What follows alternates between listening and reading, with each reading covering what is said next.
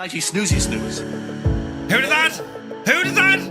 Hello and happy Monday. Welcome to the start of another week. But it's grand, right? Where did that weekend go?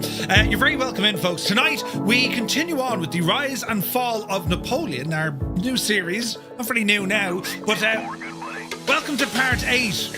Yes, wait to hear this now. So Napoleon turns away from the bleeding ulcer in Spain and commits himself to a campaign he believes will be short, decisive, and indeed final. What begins as a confident eastward advance soon stretches into a vast continental journey, defined by distance, logistics, and an enemy that refuses to fight on his terms.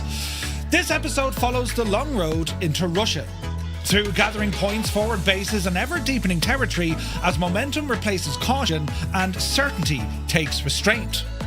Ooh, we're going to a mad place tonight. Right. Tonight's fight mirrors that progression. We're going to be taking off from, wait till you hear this, and I'll try and pronounce it correctly, we shall be departing from Uniform Mike, India, also known as Vitebsk, through Uniform Bravo Charlie, also known as Ugrimovo, right? Brilliant. Then we're heading over to Uniform Bravo Whiskey, which is Remenskoye, right? We're getting there now. And that's before we arrive on the doorstep of Moscow itself, over at Sheremetyevo. You need to sound... I can't do the Russian. Wait, hang on, I'll get in my head. I should have done Sean Connery, right? Anyway, uniform, echo, until finally we get down to Vunakovo. Uniform, whiskey. We're going to be flying tonight in the Black Square Beechcraft Starship, an excellent craft, and I haven't flown this in ages. So that could be a challenge in itself, right? But it should be a bit of crack, this one. This journey defined not by combat, and indeed not by movement scale, this was a turning point. It was conceived that, well, the destination itself, being Moscow, would deliver victory. And we need to figure out, well, hang on, you left us in Spain and now we're in... Right, so we've a bit of ground to cover in the middle bit. The current kind of temperature of the world back then. There's shapes starting to be, formed, and Napoleon's still very much trying to knock Britain out of any sort of leading role within Europe. He's not going to try any direct combat. He attempted to do that first at sea and failed miserably.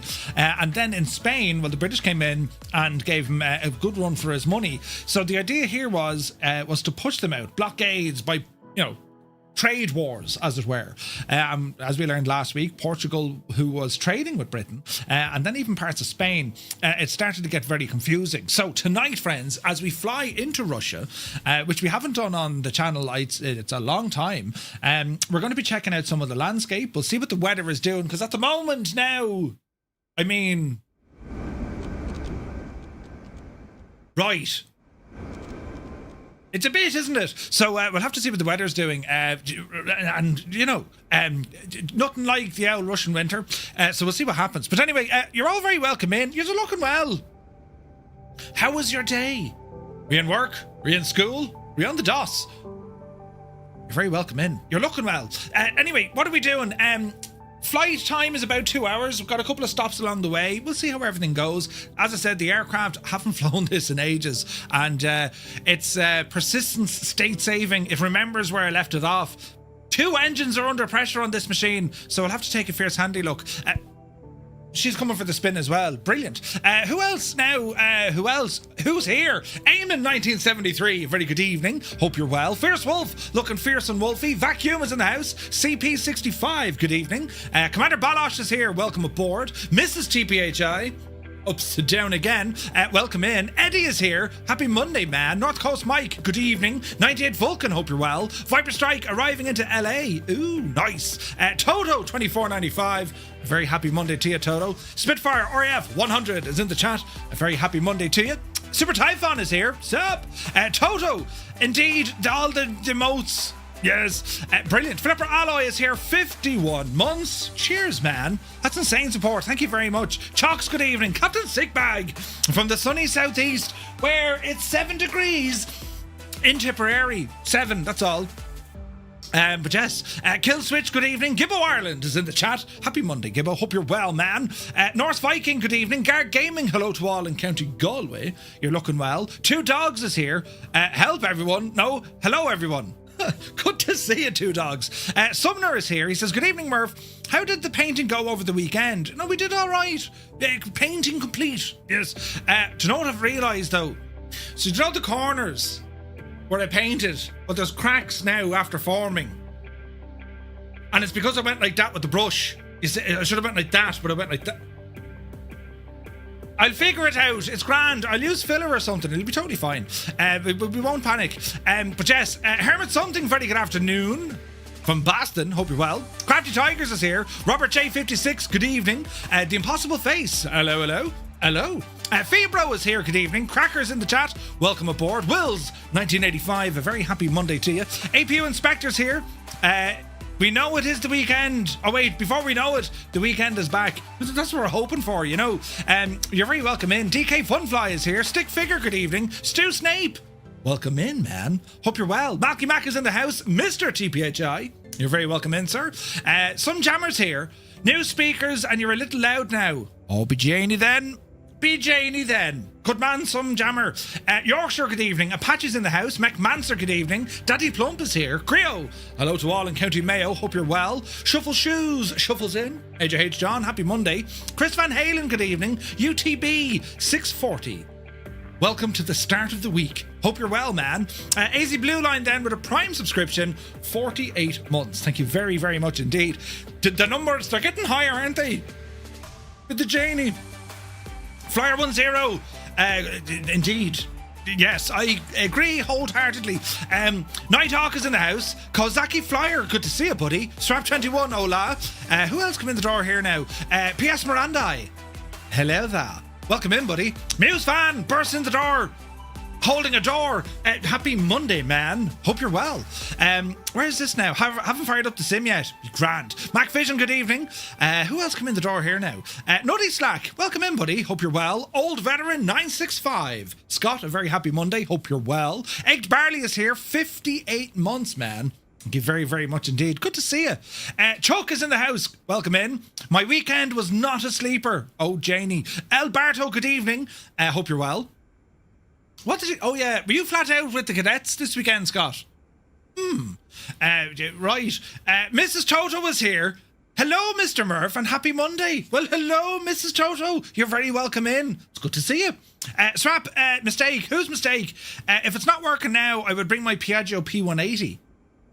If you weren't working now, you poor old Divilla. Culkin, good evening. Grey Dog is in the house. Welcome in. I was in the middle of watching your latest video when I went live, says CP. Well, you're very welcome in. And thanks for watching. You're very kind. Keen Lafford is in the house. A very good evening to you, Keen. Welcome aboard. Willow How Much is here. Good evening. Krabby One, welcome in. Kanzui. Hello, hello, hello. Welcome in, man. Thank you for the co-pilot change tip, says Kozaki. Not at all. Max Stallion, good evening. Cy120 is here. Welcome in. Uniform Goose. Good day, Goose. Happy Monday, man. DeRuiter is here. Welcome aboard. Soaring AJ. AJH, man. You're looking well. Idle Cutoff is here. Cambridge calling. Hello from Tipperary. Proby Pete is here. Good day from Arizona. Hello from Tipperary. Hope you're having a great day. Let me see here now. Kep Kira is here. Heisenberg has rambled aboard. Good to see you, buddy. Who else came in the door? Commander Balash says, model matching is going to be bananas again tonight. You're in a bell. A bell? Oh, right. Sure, listen. At least I got the two rotors right. Bell Bro, good evening. Kanzui says, thought for this evening, if a word is misspelt in the dictionary, how would we know? How would we know? Who's the author of said dictionary? Is it the Oxford Dictionary? Is it the Irish Leitrim Dictionary? Very insightful questions, Kanzui. Yes, yes. Let me see here now. Sky Rider, good to see you. Happy Monday, man. Stu says, quick question. What is FSU IPC and or ProSim? My Moby flight is saying they aren't connected, so not sure my profiles are working as expected. Well, FSU IPC is a way in order to connect to SimConnect, effectively. It uses outside programs to talk to FSU IPC, and then it goes away and talks to the sim. ProSim, unsure. Grimmy, good to see you. Who's this now? Work Able, welcome in. Quokka is here. Livtorious, a very happy Monday. Who's this now? Mac and Dad, good to see you, buddy. Welcome in. Yeah, it's going to be, it's going to be chaos, isn't it? So if I'm connected to SimConnect, it should be fine. Yeah, I don't know what the ProSim is, Stu. But yeah, if you're using it for like Moby Flight, you should be golden. Sci Voltage is here. Dangers, high voltage. Welcome in. The Limbics. Very happy morning to you. Good morning. He's in the future. What's the weather doing over your neck of the parish? I'm heading over there in a few months. Super Monkey, good evening. Atlas is in the house. Black Sheep Jean, good day. Walk like an Egyptian, he says. Yes. Dave Cleary, legend Dave. Welcome back, Dave. Good to see you, man. Kubi Montana's in the house. Shaven Wookie, for true immersion, we need to watch this while either too hot or freezing. Indeed, of 12 people who left on this campaign, 7 were killed by weather illness, 2 were captured, and only 2 got home. Huh? There was a lot more than that. But anyway, let me see. Mart Roberts, good to see you. Ubuntu is here. Howdy. Wrong way. Good evening. 555 GTA. Playing via an iPad tonight with cloud gaming. Ooh, nice. Nice one. What's a good plane for tonight? First option. If you're on default, go with maybe the TBM 930. Should be a good old shout. Stevie B is in the house. Good evening from sunny Tenerife. You're very welcome aboard. Aviator 1, good evening. S. Boylaw, welcome in. Hope you're well, lads. You're very welcome, and well, thank you so very much indeed for tuning in this evening as we try to plan a bit of flying. A leech from Dictionary, a very scary thought. Right. I'm Pierce, good evening. Peter's in the house. Peter. ProSim is expensive home cockpit stuff. Yeah, I was thinking that. Let me see now. Feta Tuda, good evening. Flying Trits, a very good evening, and I hope you're well. Right, we'll jump into this. This is going to be... Oh, I'm at there. Right. Good start already. Right. I'm over here now. Oh, gee, Janie then. Right. So here we are with our airplane completely frozen over. But don't worry, friends. Don't worry. We will sort this mess out here now in just a moment. I only noticed the on-air sign. Is that an aircraft pun? Do you like my on-air sign? It's been there for, you know, a long time. But yes. Where did I get that? Gibbo got me that, I think. I was like, do you know what I'd love? And then he just appeared it, because he's a legend. Just Roy, good evening. Hope you're well. You got my like, so stop arguing with me. Gene. Zappel, good evening. Hope you're well. Boylaw says, sadly, I won't be flying with us all tonight. No worries, man. We'll see you on the next one. Oct2U, welcome aboard. Great name. Hope you're well. Mark Swan, hope you're well also. Co-Brain is here. Hello. Surviving the Apocalypse, good evening. Let me see here now. Transformers, robots in disguise. Indeed. So this is going to be a barrel of laughs, this thing, right? So what we do on these kind of Monday night series, we mix a bit of everything really in with aviation, and that could be, you know, historic stuff that we're doing tonight, or some of the other Monday night series that we've done, such as, you know, the World Wonders, Natural World Wonders, Coffee Run, River Run, you know, famous trains, all this kind of stuff. So we kind of do it in 2 parts. We focus on the aircraft to get it up and running, right? There's quite a bit to get up and running with the Beechcraft Starship. Such a very unique and iconic aircraft. We're completely frozen over, by the way. Yeah, we're going to have a job to de-ice this. And, well, once all that's done, the plan is get airborne, and then we can cover some of our story whilst in the air. So that's the plan, you see. Do you know if there's a way to get Microsoft Flight Sim to automatically update the tail number in the sim of the plane that you have selected? Captain Noodle, yes, if you go into where you select your aircraft and then go into configure, go across to identity, and there you go. Nice to see the Starship warming up again. This is an excellent aircraft. Not many people fly it, or not enough people fly it, in my opinion. It can scare you off a little bit, but I promise you it is an excellent simulation of this aircraft, and Black Square did an amazing job here, do you know? So Insane stats, but it's true. Yeah, yeah. Oh, wait, so for every 12, only 2 made it, says Shaven Wookie. That's what you meant. Okay, you see, I forgot about the total number, you see. What time are we flying at, Murph? So the time of day, now I'm going to have to play this one by ear, lads. I have it set to 12:30 daytime, but we'll have to wait and see what the weather's going to do, because it should be clearing up a little bit during the day, but we'll see. Right, we'll have to see what happens. So we're going to jump inside and let's get this machine up and running. So we can see we're completely frosted over. Great start, Murphy. Now, what options do we have? We do have external power, so we're going to remove our control lock. And before we go, I need to, like, how does one remember how to fly this, right? So we do have some stuff here. We have battery generator. We have external power, Gentize. We have our avionics blower. Shouldn't have to worry about cooling, I would think. We have our integrated avionics, our ECAS pilot and co-pilot. Then we have a standby gyro, amongst other things. And we have 2 turboprop engines, so we'll have to mind these as best we can. And they're an idle cutoff. Prop can go to full. And before we do anything else, we're going to remove the wheel chocks, the pitot covers, the engine covers, and indeed the gear pins. If you don't do that, we're going to be absolutely shagged, you see. So I have this Starship, but I've yet to get it in the air. Malky, this is an exception, like the depth of simulation with this aircraft. All the circuit breakers work. I mean, even for your nav data, you have to stick in the old reliable 3.5-inch floppy disk, and you'll hear the disk. Like, there's people who don't even know what these are. What is that? That was all the rage, you know, back in the day. So yeah, it's going to be a lot of fun starting up this machine. So we need to start it up. So we're going to start off at the very beginning. Get these prop handles out the way. Standby pumps. Let me see. Main external power. So we're going to connect our external power. We'll hear the Jenny start up outside, right? And we've red lights here. Gross weight. We're probably a little bit. We're okay for takeoff. We wouldn't be great for landing, I think. Although our center of balance seems to be way off. Hang on. These need to be emptied. Why is there like 1,400 pounds of baggage? Let me see. Pilot and co-pilot. We'll just go with ourselves and then carry plenty of fuel. That looks better. So before we do anything, we need to make sure that we have, you know, sufficient electricity coming into the aircraft. And it's not a case of, yeah, there's power. If we turn on our standby stuff, right? What we're trying to do here is our standby stuff is going to come alive. But if we come over here to external power, right? Let me see. Turn on our main battery.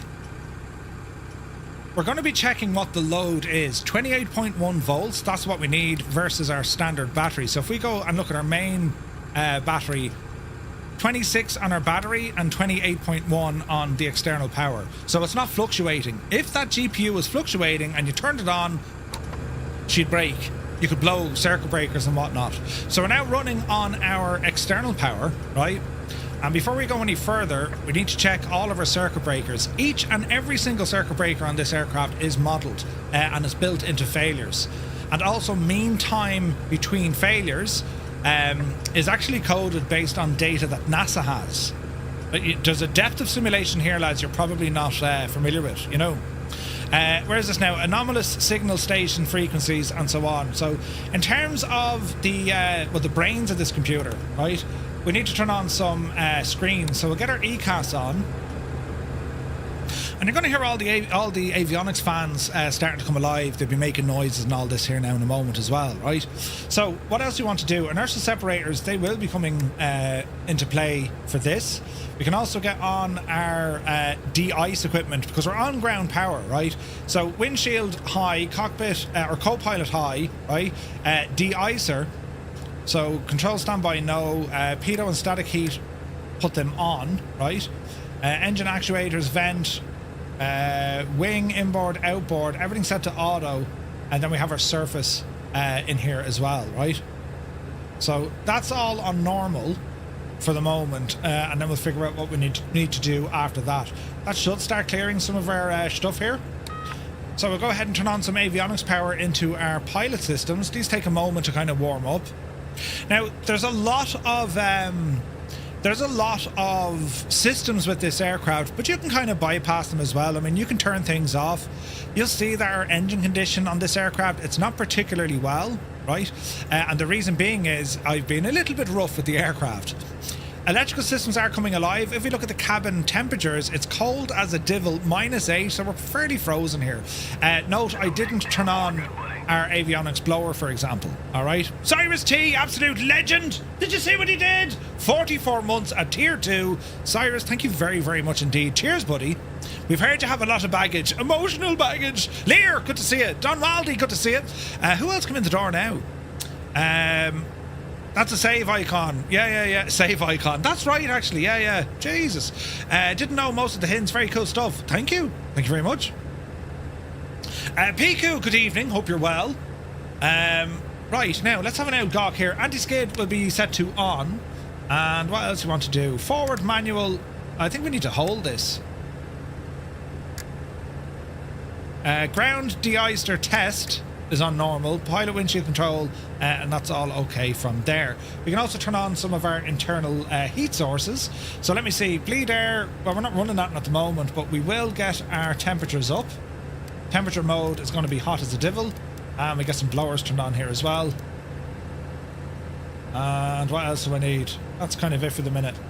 Right, so systems of the aircraft. So let's have a look. We're going to initialize the system. User expired database. So what we need to do, we need to update the database of the aircraft. Grab our floppy disk, throw it in, and we're going to load this. Update our database, select from drive. You'll see the light flashing and you'll actually hear the drive loading. So flight data, so we can go ahead and horse this in. See the light flashing? It's really, really good, right? So it's doing its stuff there. Engine ignition, prop, auto feather. What else do we need over here? That looks pretty good. Fuel temperature is cold. Do we have heater pumps for the fuel? I don't think so. That could be interesting. Okay, so old data, and then we have our new data. We can okay all of that. Update our position. Update position on a lot long, on a waypoint name, VOR, except our current area. Initialize the system, fuel management, and then we have our FMS setup. Then we can look at message over here. Now, we haven't turned these guys on yet, but what I want to do is we'll get the engine started and get some heat into this machine, you see. So what we're going to do, we're going to close the main cabin door. So if we go to cabin door, we'll go close. All right, and now we're going to go through the process of getting this aircraft up and running. So we're going to put our prop to full. Standby pumps are both going to be engaged. Engine ignition, starters are currently off. Auto feather, and then we have our engine auto arm. So we're going to be going for a start on the right-hand side. Genties are okay, or genties. So ignition coming on here on the right-hand side. We'll also want to get some lights on here as well. And of course, this has the iconic Beechcraft lighting. It's absolutely gorgeous, right? So let me see. No smoking, seatbelts, cabin overhead, cabin aisle. We're going to put our wing nav lights on, and we're going to get our strobe on here as well as our beacon light. I mean, should be able to see some lights coming into play here now. Center, main panel, consoles. What else you want? Pilot displays. Just horse them all on. That should do us. And we're looking good here as well. So we can go ahead and cancel that caution. Who's that devil? Get out of me plane! And we're going to see what happens here now. Auto feather leave off for the moment. Let's have a quick look here. Gens are currently off. And we're going to go for a startup on this machine. So to do so, we engage the starter. Then we monitor our ITT.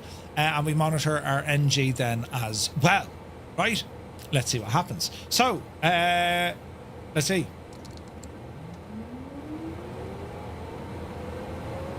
Can't see out the window. Need to get sufficient power into the machine. Easy now. Okay, so N1 is rising. Prop's coming up. There'll be spinach back there. That's as fast as she's going to go. Fuel in. Now monitor our ITT for a hot start and our NG for a hung start.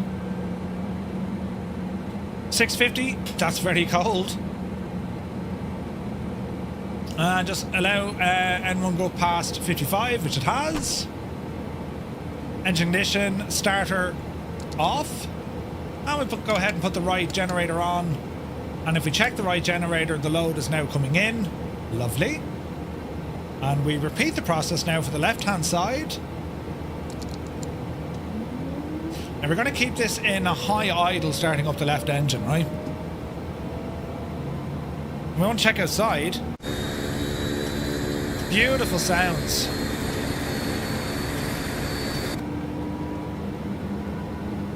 Okay, watching around 1. As close or as high as she'll spin. 17 should do her. Fuel in. Now let's keep an eye on the ITT. We're looking for about 6 odd. 670, 687 was the peak. N1, once we're after 50, disengage the starter. There's 50. Starter off. Auto feather. Arm. Engine sync, not worried about. Our generators coming on for the left side. Co-pilot power can come in. We're going to disconnect from the ground power and remove it. And the rest of our avionics are all starting to come alive. One thing about this aircraft, why we have so many screens, there are 14 screens. Redundancy was built into every single system because this was so new. This was so out there, man. So what they managed to do, every display has a backup. So if you lose a computer, well, the other one takes over. And you'll see, like, some of the avionics, this isn't just altimeter, as in, you know, here's your altitude. It's also our vertical speed. So we can see a lot of options with this when she starts warming up, right? Now the prop is low, but that's okay because our idle power is low. So I'm just going to put a small bit of power in there. Leads can come on. That's all set. Ignition is still on, but we just have it as on armed. Pitot is overheating. Cool them off for the moment. Engine anti-ice, oxygen not armed. So our oxygen system, that's our park and brake. Where was oxygen on this machine again, lads? Here's oxygen. We need to arm the system. I think it's down here. It is. So we have oxygen system. Go ahead and arm that. Oxygen not armed. Is there a way to arm it?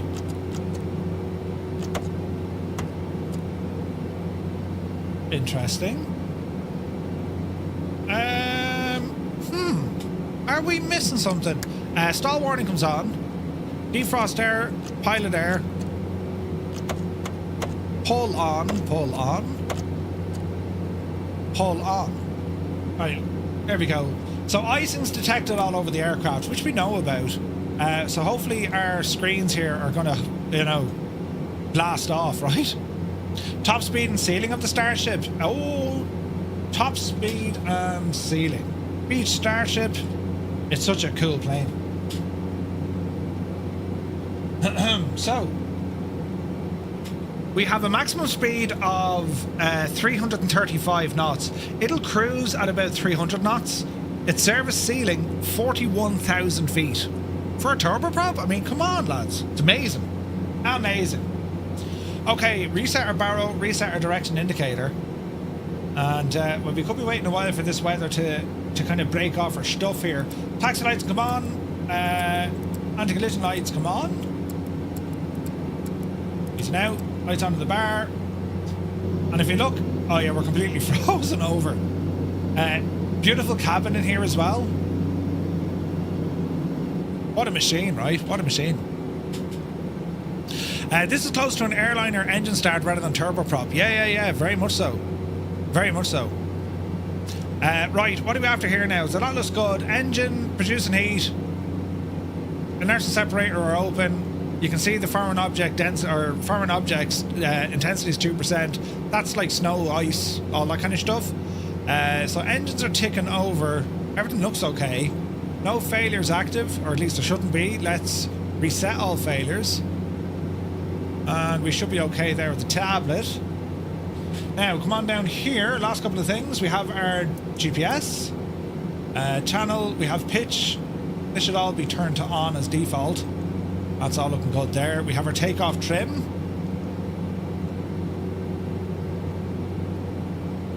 Easy now.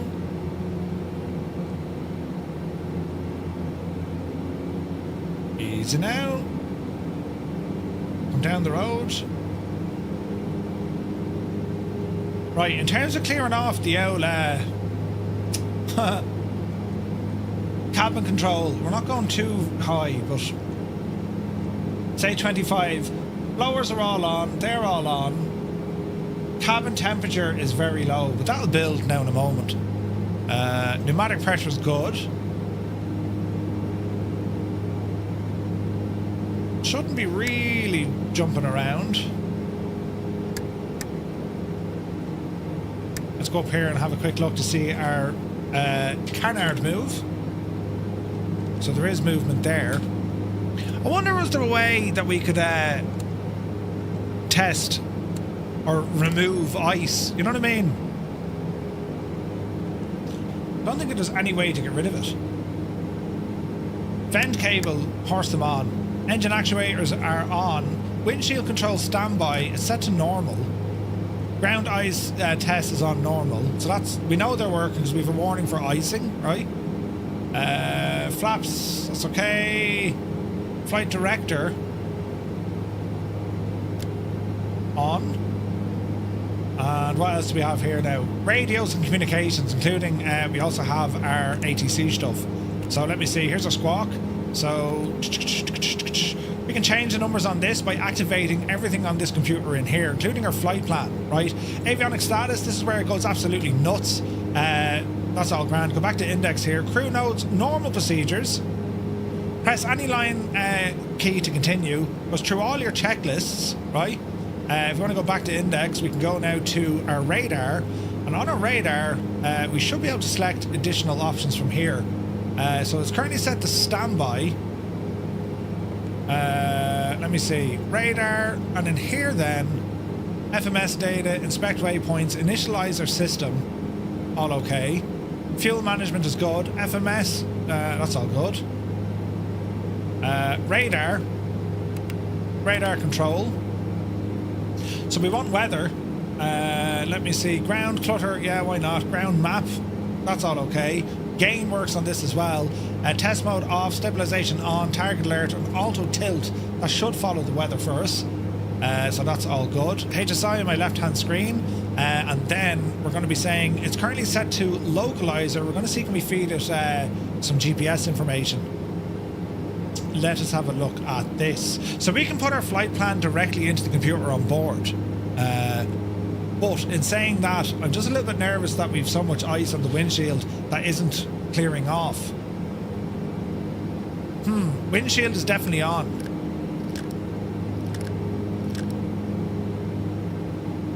Main wing inbound manual select. So everything's set to auto. It's just not clearing it yet. Maybe it is starting to clear. We'll give it another few moments. Bit of power in as well. Just make sure everything's running in kind of tip-top temperatures. Do you know what I mean? Tom is in the house. Good to see you. Was this the machine with the floppy disk installed for loading the flight plan? Not necessarily. So what you can do with that floppy disk, it updates the aircraft position, right? But in addition to that, you can actually download information from the aircraft and even send it on to Nick at Black Square. You know what I mean? It's nuts what you can do. So what we're looking for here, we want to go back into our nav source. We're going to call it... it's not really FMS1. We can program the FMS, right? So if we go into nav... frequencies, ATC, COM, flight plan, enter route or waypoints. We can add this in manually. We can do it here quickly. Uniform mic, echo, echo.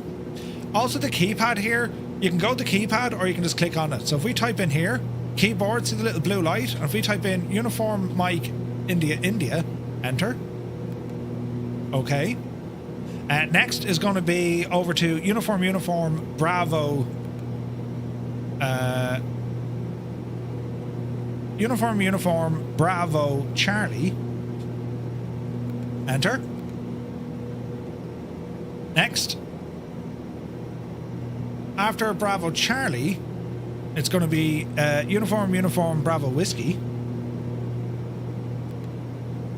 Next. After Bravo, Whiskey, it's going to be Uniform, Echo, Echo. Okay, that. And then our last one is going to be Uniform, Whiskey, Whiskey. Is that right? Yeah. And enter that. Right. So that's all in. End flight plan. We can see our routing here now. We can go to the plan page. Let me see. Radar or arc map.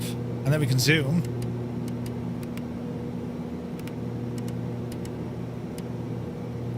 Let's have a look. So we can kind of see it here. Radar, HSI.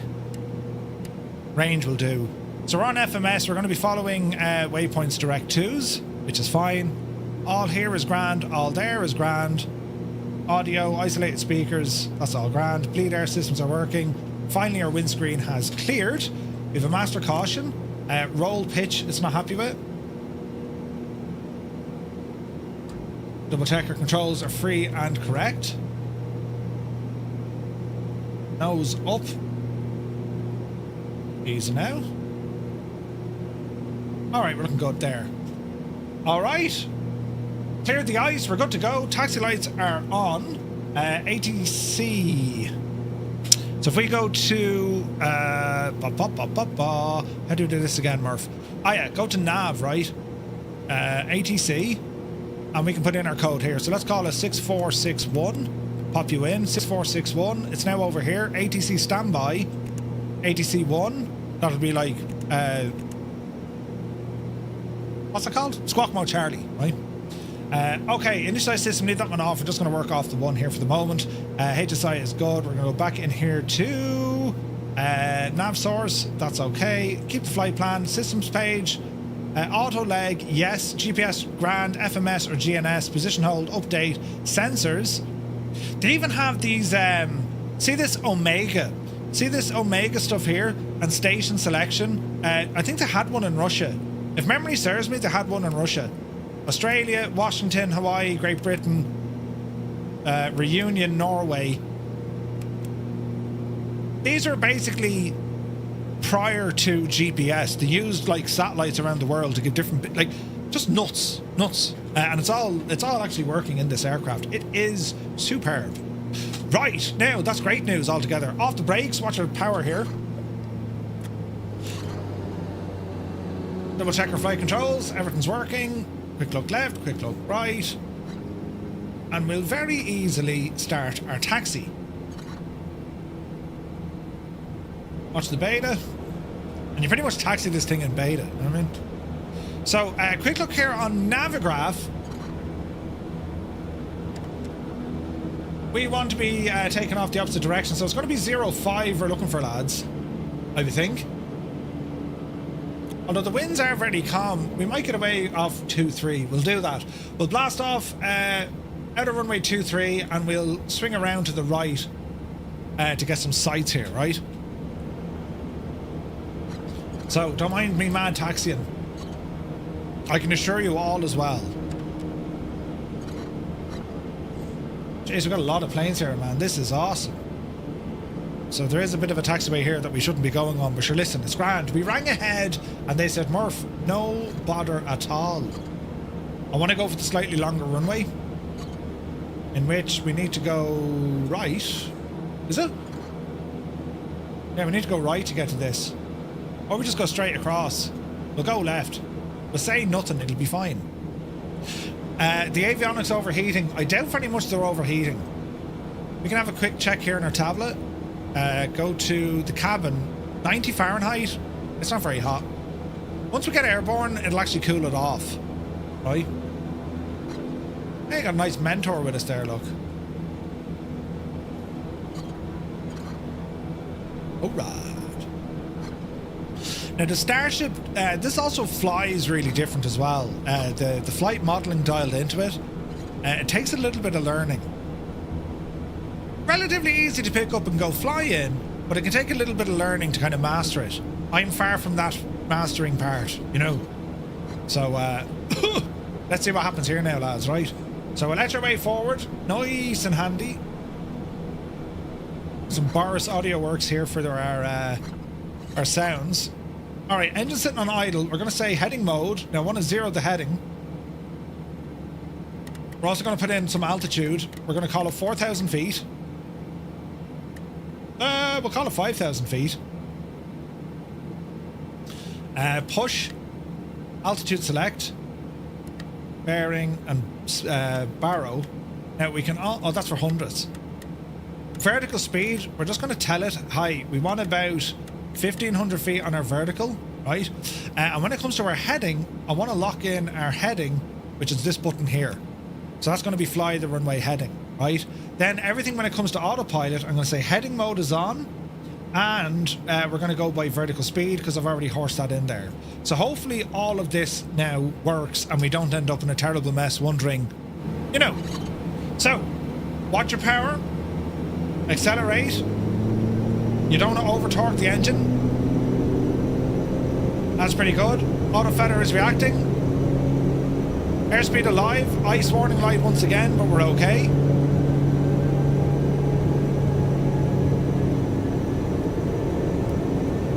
Alright, there's our speed building up. We're looking about 110 here. Slowly getting there. That caution light is just telling us that there's ice. 95. There's 100. Easy back in the easy. Positive rate. Canard in. Alright, bit of trim. Clear the caution, it's only letting us know that there's ice detected. We know there is. Alright, autopilot. Now we want our vertical speed. Up the hill, please. Whenever you're ready, plane.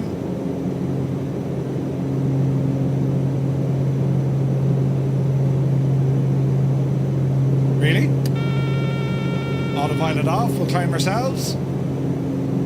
That's strange, she didn't like the vertical speed. Bit of trim.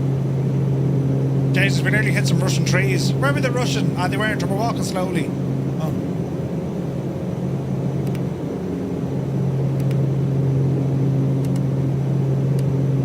Okay. Easy now.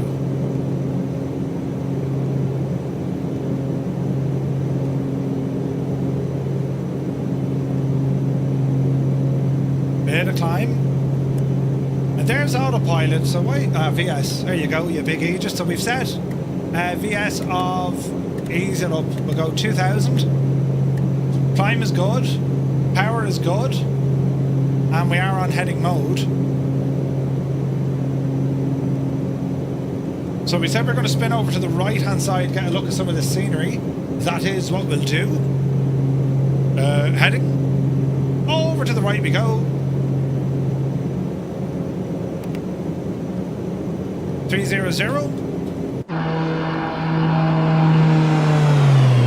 Jesus, look at the ice on the plane. Isn't it very pretty?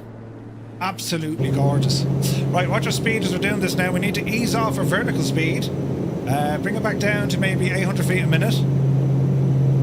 Power settings seem okay. Let that speed regain. Let's have a look at Navigraph here. So we're going to spin around over to the right hand side and then continue on. 1,000 feet to go. I don't know, will we break out through this weather? We could be lucky. We could be lucky. Linny is here. Good to see you. Welcome in. Okay, another right turn coming in. Let's call this one 360. Hopefully we can break the clouds here. At 4,000 feet, that's, or 5,000 feet, that's the hope. So while we're doing this, and it all looks terribly confusing, well, if you're flying along, Xbox pilots press 1, if you're on the PC it's 2, JoinFS pilots press, not JoinFS, Skynet press number 3, and if you're absolutely blown away by the level of complexity on this in aircraft, well sure, listen, I'm impressed as well, you press number 4.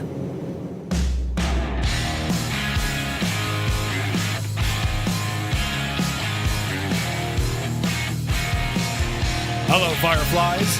Welcome to the Flying Circus. We live stream Monday to Friday, 2000 Zulu time, right here.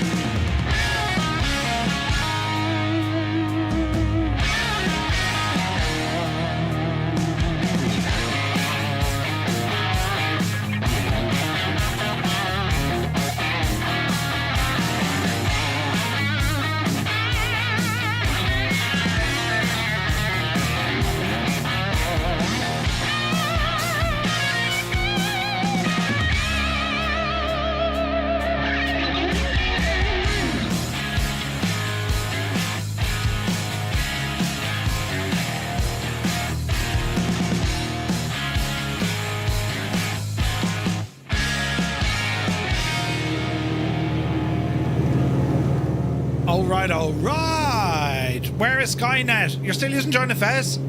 No bother, Kozaki, we'll get that turned on for you. Where is this now? MSFS 2020. Hi there, do you know why nameplates are not showing up in multiplayer? You need to press a button for them. Boeing AvGeeks, thank you very much indeed. Cheers, man.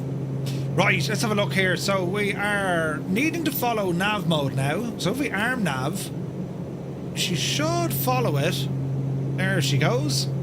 And we should now follow along our flight plan here. If we bring this out a bit, there we go. Map incomplete, reduce range. It's so good, this plane, man. It is so good. Okay, so pretty much after takeoff, how is everything looking? I imagine our pedo, we're now -4. We're going to put these guys back on. And landing lights and all the jazz, we'll horse those off. And everything else is looking good. Now, in terms of our visuals, I don't know what we'll do with the weather. Do you know? It looks absolutely insane, though, doesn't it? Look at that view, lads. Jesus. Look at that. That's stunning, man. Absolutely gorgeous, isn't it?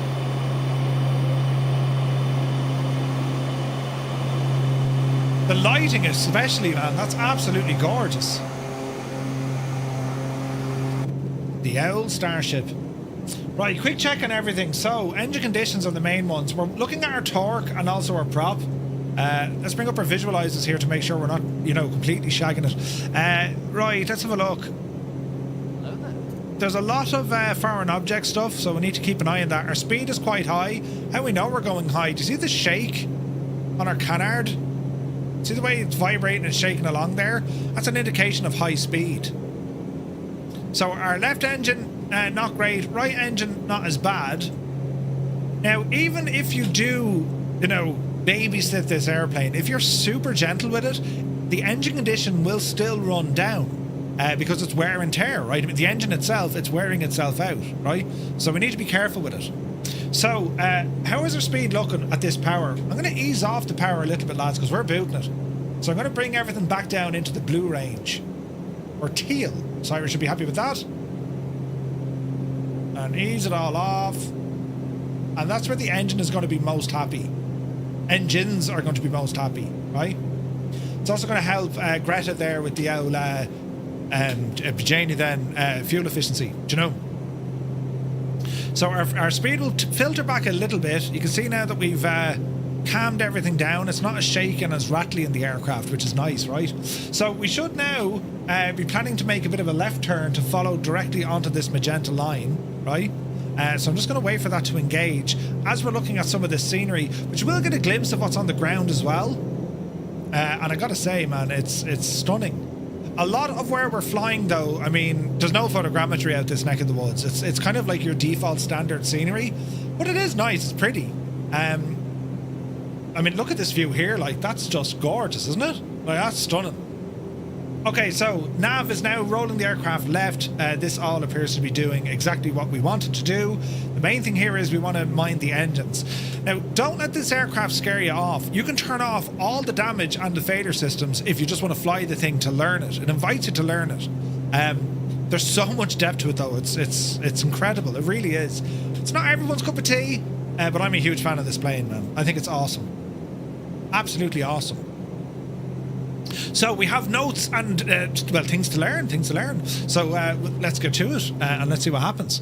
So, the campaign that broke the spell, 1812. This is part 8, and it's all about Russia. Napoleon entered 1812 with an empire that looked complete on paper, but was already starting to fail in practice. The continental system, the economic siege designed to starve Britain into submission, was cracking everywhere. Smuggling was endemic. Even his own family bent the rules when it suited them. But Russia was the critical fault line. At Tilst in 1807, Alexander had agreed to join the blockade without truly accepting what it would cost. Russia's economy depended on trade, and the blockade hurt Britain, yes, of course it did, but it strangled Russia too. By 1810-1811, the arrangement was collapsing. Russia loosened enforcement, then effectively abandoned the blockade. Napoleon interpreted this not as a policy dispute, but as a challenge to the order that he had built. If Russia could defect and survive, well, then the continental system was finished, and with it, the idea that Napoleon could dictate Europe's behaviour without firing a shot. So, he chose the shot. He assembled the largest army Europe had ever seen. It was a multinational machine of French veterans and even reluctant conscripts from across his empire and allied states. It looked unstoppable, but its size was also its curse. It consumed everything around it and demanded a logistics system that simply could not function at Russian distances, on the Russian roads, against Russian strategy. Napoleon was gambling the momentum that would solve the problem. So, the Niemen. In 1812, June, Poland became the point of concentration. Danzig was turned into a vast depot. Supplies were forward positioned at Königsberg, and the Emperor rode with urgency, dictating dispatches late into the night, and after failed diplomatic messages to Alexander, he concluded the moment had passed. He framed the invasion the way he had framed the war. It was a necessity, honour and destiny. In a proclamation to his troops, Napoleon declared, "Soldiers, let us cross the Niemen and carry the war into her own territory."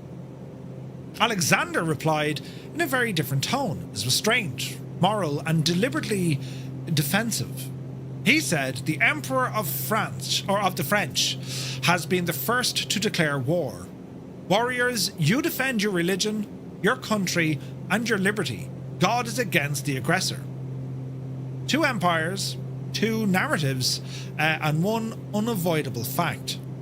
Once the Grand Army crossed the Niemen, the campaign could only be ended by victory, collapse, or winter. Practically the whole effective force, somewhere between 400,000 and 600,000 at the outset, crossed at multiple points. Devout's corps moved first, and Convo fell with little difficulty. It all looked like the beginning of another Austerlitz, another typical Napoleon, unbeatable, striving forward.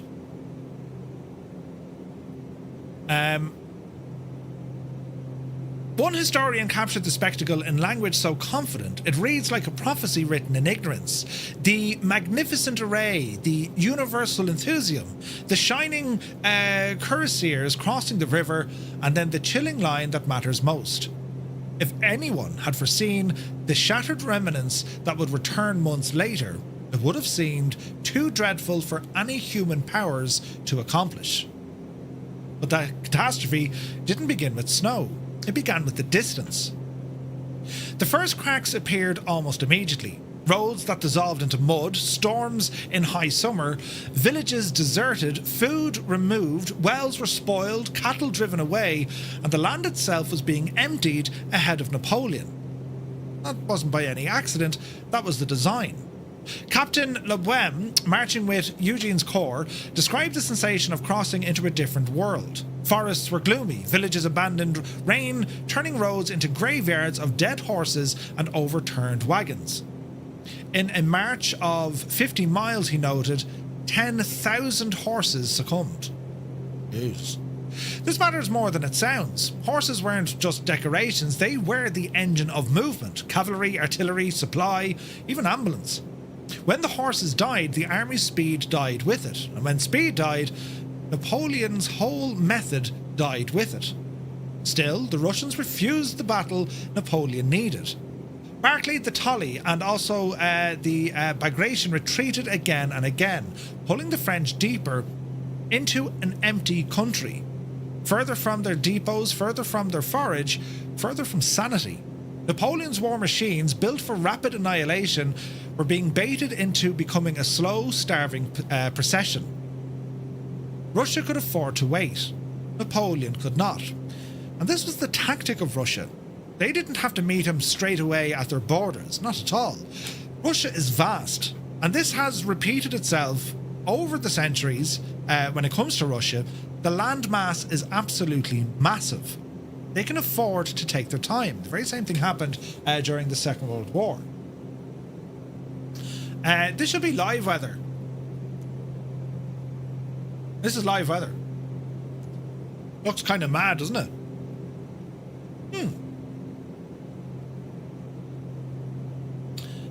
Where is this now? So, Vilna, right? The temptation of Poland. Napoleon entered Vilna on the 28th of June. Here the campaign briefly felt easily. Polish and Lithuanian elites greeted him with the language of liberation. Delegations arrived hungry for one word: independence. But Napoleon wouldn't give it. He needed Austria and Prussia compliant. He needed his alliance system to be intact, so instead of declaration, he offered vague promises. Enough to inflame enthusiasm, but not enough to bind them. The Poles still committed heavily. Tens of thousands of troops would serve during the campaign, but the episode is revealing. Napoleon wanted the political energy and nationalism without paying its full price, which it worked until it didn't. The operational opportunity that mattered most was starting to slip away. Napoleon tried to separate and crush Barclay and Bagration before they could join in. Jerome moved too slowly too, and Devout was furious. Napoleon was furious. The Russians managed to escape and linked up at Smolensk. There was a decisive battle. Nothing major happened. By the time Napoleon reached Vitebsk, where we just overflew, he already lost enormous numbers through hunger, sickness, exhaustion, straggling, and also horse attrition. Officers urged him to stop for the winter and set up camp. Napoleon said no. He would march to Moscow.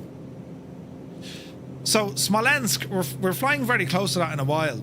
That was attacked in mid-August. Heavy fighting followed, and then as the French entered, smoke thickened and the city began to burn. Within hours, Smolensk became a devastated carcass. French eyewitnesses described the streets littered with dead and dying, flames throwing a horrible glare over bodies, churches becoming shelters for civilians who had lost everything. The army marched into the interior of the town in a grim triumph. Rich with spoils, still imagining victory, while the conquered stood outside of their homes without shelter. And after all, once again, the Russians withdrew.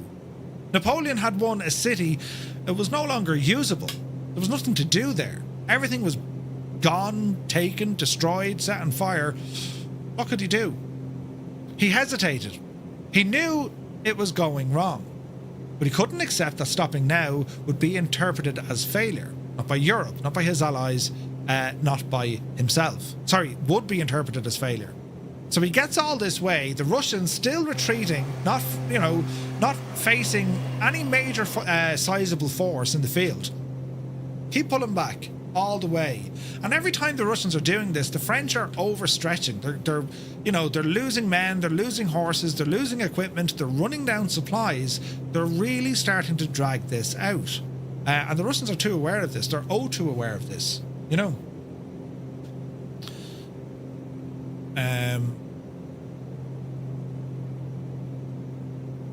So, he hesitated, knowing that if he stopped now, it would be interpreted as a failure. You only got as far as Smolensk and nothing was there, and your campaign in Russia, sit down. So what did Napoleon do? He pushed on. Public opinion inside of Russia was also boiling. The retreats were seen as a humiliation. Barclay the Tolly was replaced by Kutuzov, old, experienced, politically acceptable, and careful enough to keep the long strategy intact: absorb, retreat, bleed the invader, then strike. On the 7th of September, Napoleon reached Borodino. He reportedly looked at the rising sun and said, "It is the sun of Austerlitz." The line is famous and indeed tragic, because Borodino was not Austerlitz. It was not a manoeuvrable battle. It was a frontal collision, a 12-hour grind with both sides feeding men into the furnace. The fighting was savage. Redoubts taken and retaken, generals wounded everywhere, and Bagration was mortally injured. The French captured key positions, but they didn't destroy the Russian army. Napoleon did not commit the Imperial Guard, his last reserve. Historians have argued about this ever since. Some say it was the prudence at 800 leagues from Paris. Others say the reserve was the only thing that might have turned victory into annihilation. Either way, Borodino achieved one operational result. After fighting directly with Russia, This now opened the road to Moscow. But it also did something else. It burned through the very manpower Napoleon would need to survive a retreat. We'll continue on with that in a while. But from me notes, right, that kind of, I won't say classical, but it's the Russian way, at least back then, whereby advance, small conflict, small skirmish, withdraw. And they had this like scorched earth policy as well. They'd leave nothing there. Remember, Napoleon, he was all about speed. He didn't necessarily want all these supply wagons and supply trails. He didn't want that. He wanted his army to move fast. And that was his thinking. It was decisive.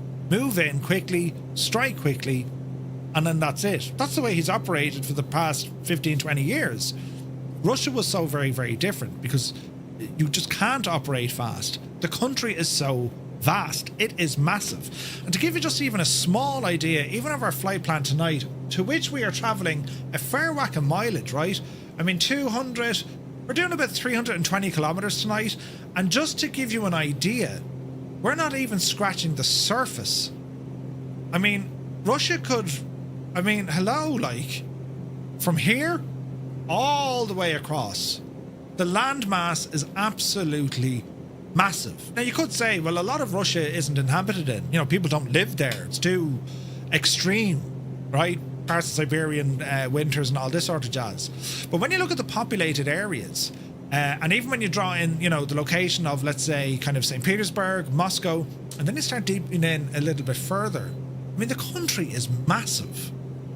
Plus the resources that they have available and their population really kind of takes the whole thing into perspective. Now, we can't see much here at all, hey. So, what are our options, lads? Do we climb or do we drop? We're currently doing 225 knots. There is a cloud layer above us, so why don't we climb? So let's see, we're going to select altitude. I suppose we'll go 6.5. Let's go 6,500. Let's go vertical speed. Call it 1,000 feet a minute. And we'll come down here now to vertical speed. That's IAS, Murph. Vertical speed. Up the hill we go. And let's see what happens. We do have IAS mode, meaning that the aircraft will follow a particular kind of climb path until we get where we need to and maintain speed. It'll adjust its pitch so it doesn't kind of stall out, but we're carrying enough speed here. Jay Winniker's here. Good to see you, man. Jesus, 15 months. Thank you very, very much indeed. Cheers, buddy. My lovely horse, right? Brilliant. Has anyone seen Gibbo? I'd say Gibbo's washing his hair now tonight when it comes to this stuff. Okay, so 208, 209. Let's see where... we've got 1,000 to go. Let's see, can we break out of the clouds here? Engines are still okay. There's a... oh, look at the state of that. Yes!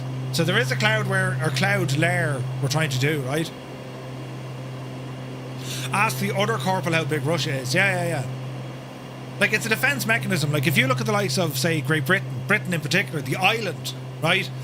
The English Channel has protected the island for centuries. Centuries, right? The United States, as it is now, I mean, it's got an ocean on either side. Closest continents, north or south. So they use the national kind of, you know, geography, as with any military strategy. I mean, you use the ground, right? Captain Noodle says, do you have a Wing MCDU? Is it possible to use it for a Boeing? Yes.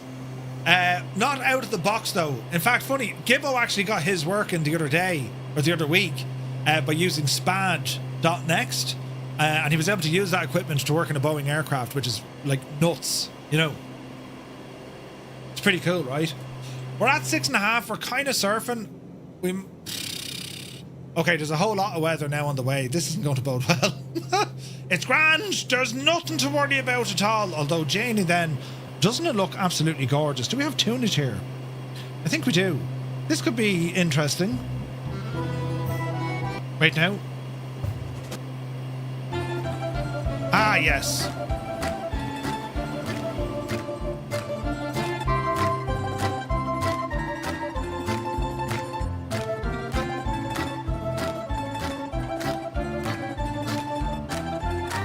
some tunage.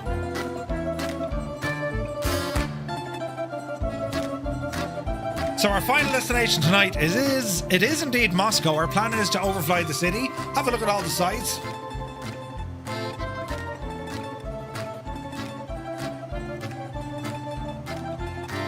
What an incredible aircraft to be in, right?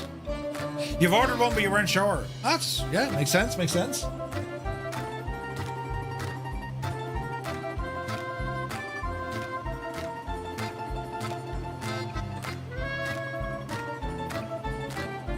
1,500 feet is fine too. There's lots of trees. Ooh. Jeez, it looks gorgeous, lads, doesn't it? Look at that.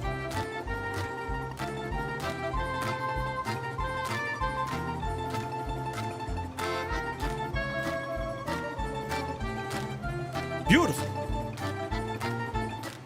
Mark Swan says, Murph, have you seen the guy who's making a plane into a bunker man cave? I did. Again, Gibbo sent me the link of it. It looked fantastic.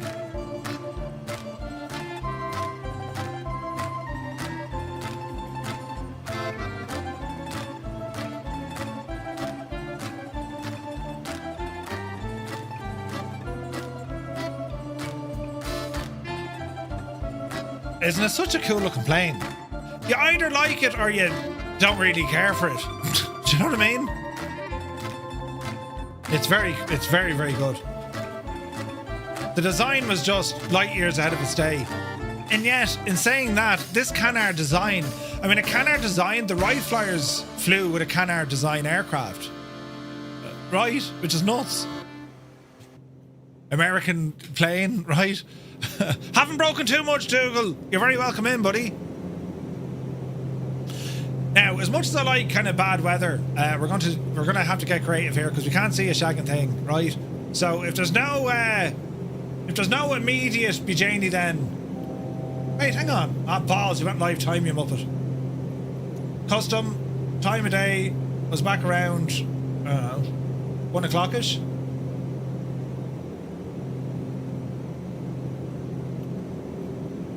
Easy now, Jemima. A few clouds kind of works. Keep plenty of snow on the ground. Throw in a bit of precip just to make it look interesting. Right.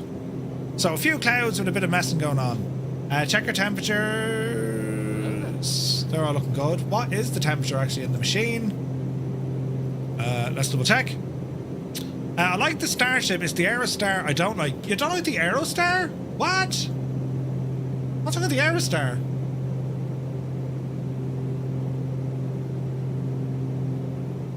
We'll go slightly high pressure. There we go.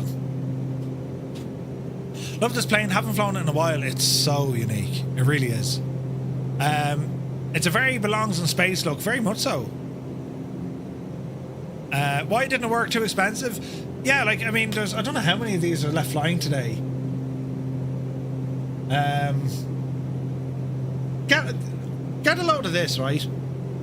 Beech only sold 11 Starships in the 3 years following its certification. They attributed the slow sales to the economic slowdown of the late 1980s, the novelty of the Starship, and the tax on luxury items that was in effect in the United States at the time. However, reasons for the lack of demand probably included the price, performance, and economic conditions. The list price in 1989 was $3.9 million, which back then was very similar to a Citation 5 and the Lear 31, which were 89 and 124 knots faster than the Starship at maximum cruise, respectively. The Piper Cheyenne turboprop was faster and sold for $1 million less. To stimulate demand, Beechcraft began offering 2-year leases on new Starships in 1991. One of the Starships actually appeared in the opening scenes of Murder, She Wrote, the series episode Terminal Connection. The last Starship, NC-53, produced in 1995. In 2003, Beechcraft said that supporting such a small fleet of airplanes was cost prohibitive, and it began scrapping and incinerating the aircraft under its control. The aircraft was sent to Evergreen Air Center, located up in Arizona, for destruction. Beechcraft worked with owners of privately owned starships to replace their airplanes with other Beechcraft aircraft, such as the Premier 1 jet. In 2004, Raytheon, Beech parent company, sold off its entire inventory of Starship parts to a Starship owner for a fraction of its real value. There was something mad about this now, wait, to do with the price, right? In 2003, Evergreen Air Centre sold 8 Starships back to private owners for $50,000 each. Most are being used for parts, however, one of these aircraft has since been made airworthy again, and some former Starship parts have been used on the Epic turboprop kit plane. As of 2010, 9 Starships held an active registration. September 2020, only 6 Starships were airworthy, and I think there's only 4 still flying to this day. Watch your speed there, Ted. Imagine, lads, these were sold for 50 grand. 50 grand, and they used to be $3.9 million, right? I mean, if you had 50 grand, would you go off and buy a Starship? Just to kind of keep it at home, right? I know I would. Imagine a Starship sitting out in your back garden. I'm going out to play in my Starship. There's flying teapot with us. Whoa, we got a load of people with us. Look at this. Nice. No, because you want to fly it. A Starship or a kitchen. I don't know, lads. I mean, you know.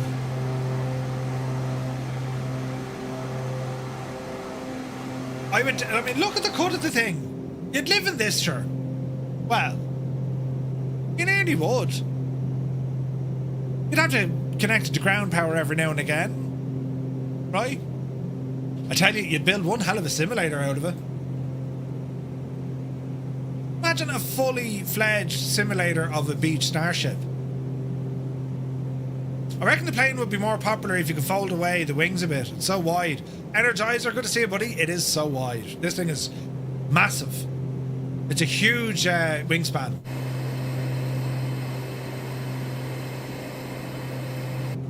Right, we can actually see the ground. This is beautiful. It's just miles upon miles upon miles of kind of nothingness. It's mad, isn't it?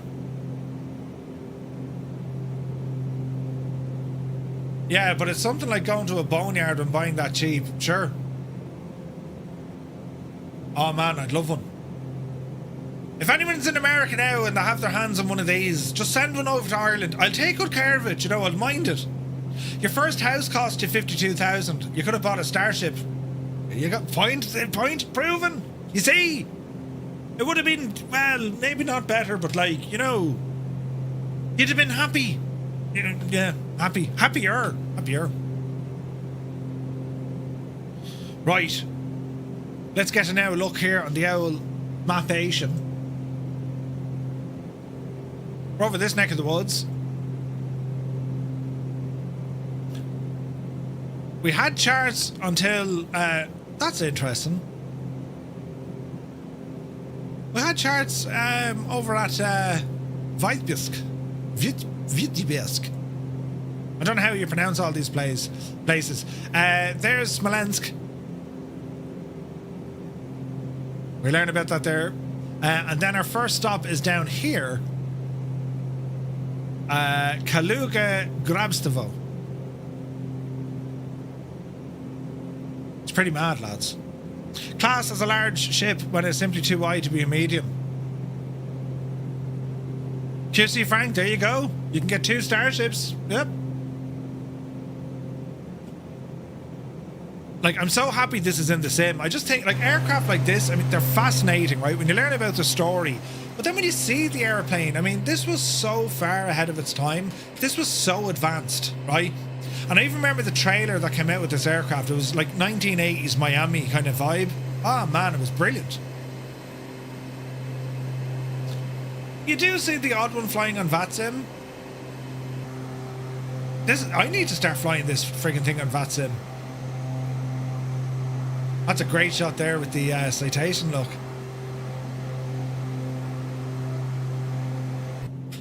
But what do we have here? We have a little plaque down here, look. So, Bert Rutan, he designed this aircraft, but he also designed a number of others, right? Voyager was the first non-stop flight around the world. The Global Flyer, the first solo non-stop flight around the world. Spaceship One, the first commercial human space flight. The Strato launch, the largest wingspan aircraft ever flown. Is a Proteus, the altitude record aircraft under 12,500 pounds. The Beech Starship, the first composite business aircraft. And then you've ever heard of the Long EZ? Home-built Canard aircraft, the Long EZ. In our age of convenience and comfort, there are few opportunities to experience the harrowing stories of exploration and survival, once common among sailors, pilots and astronauts. For those of us who wish to push the envelope of what is possible and shed a tear of respect upon the shoulders of the giants who inspire us, the many legacies of Bert Rutan surely stand among the greatest adventures of man and machine. Pretty cool, right? 420 the Moose, good to see you. It's called The Wheel. If you put in an exclamation point wheel, Rambach Moore developed this, and it works with Parallel 42's flow. Yeah, the Long EZ had a super long range for its class. Yeah, it's in the same India Fox Deco. Do you remember the Flying Fabio? Remember Fabio? His dad flew a Long EZ. In fact, I think he had an accident in it. He was okay though. But he flew he had a Long EZ. Man, look at the view there. It's a friggin' gorgeous machine. These kind of weird aircraft, I mean, you either love them, as I said, or you don't care so much. I love this thing. I think it's gorgeous. I think the design, the shape, everything about it, it's gorgeous. Absolutely gorgeous.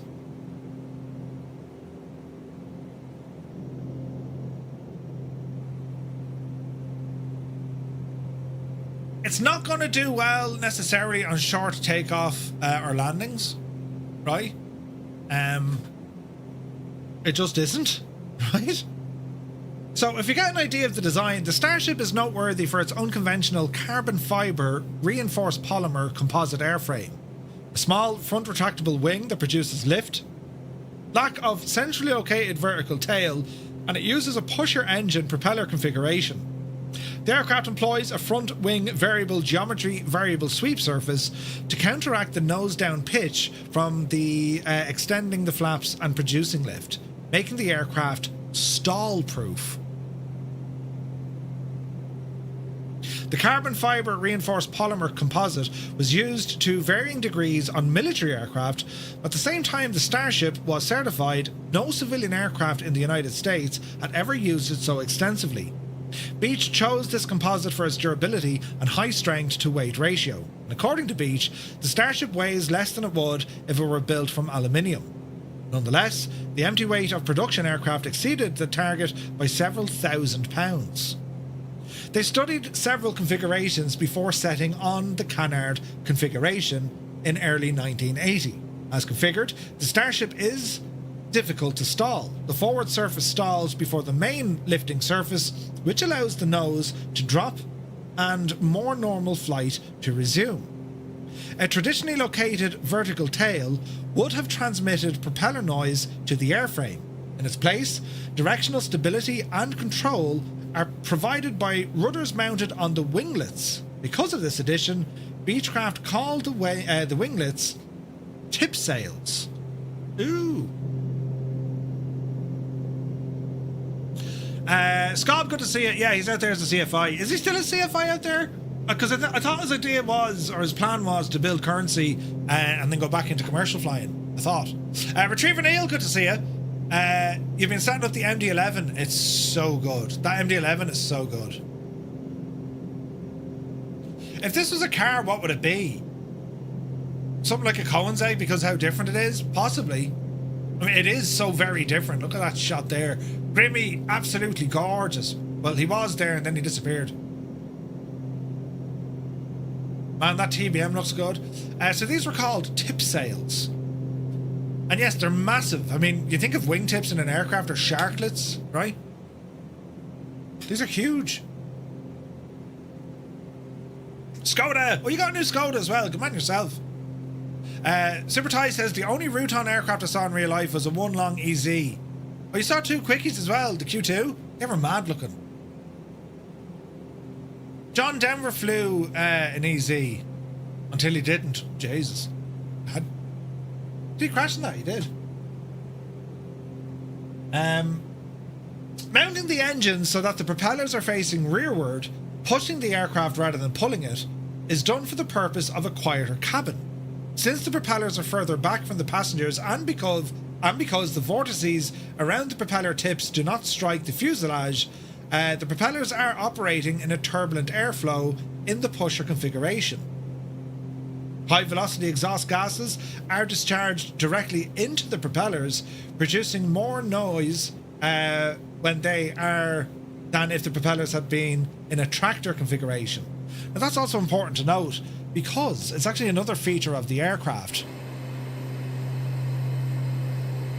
Where we have the exhaust hitting the prop, yes, it gets loud, right?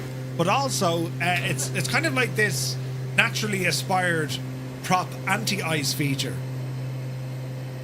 That's mad, isn't it? Like, the design features of this are so strange. They're so strange. So the props are actually being cooled, or de-iced, if you like, from the exhaust of the turboprop, or of the engine, which it is a Pratt & Whitney, isn't it?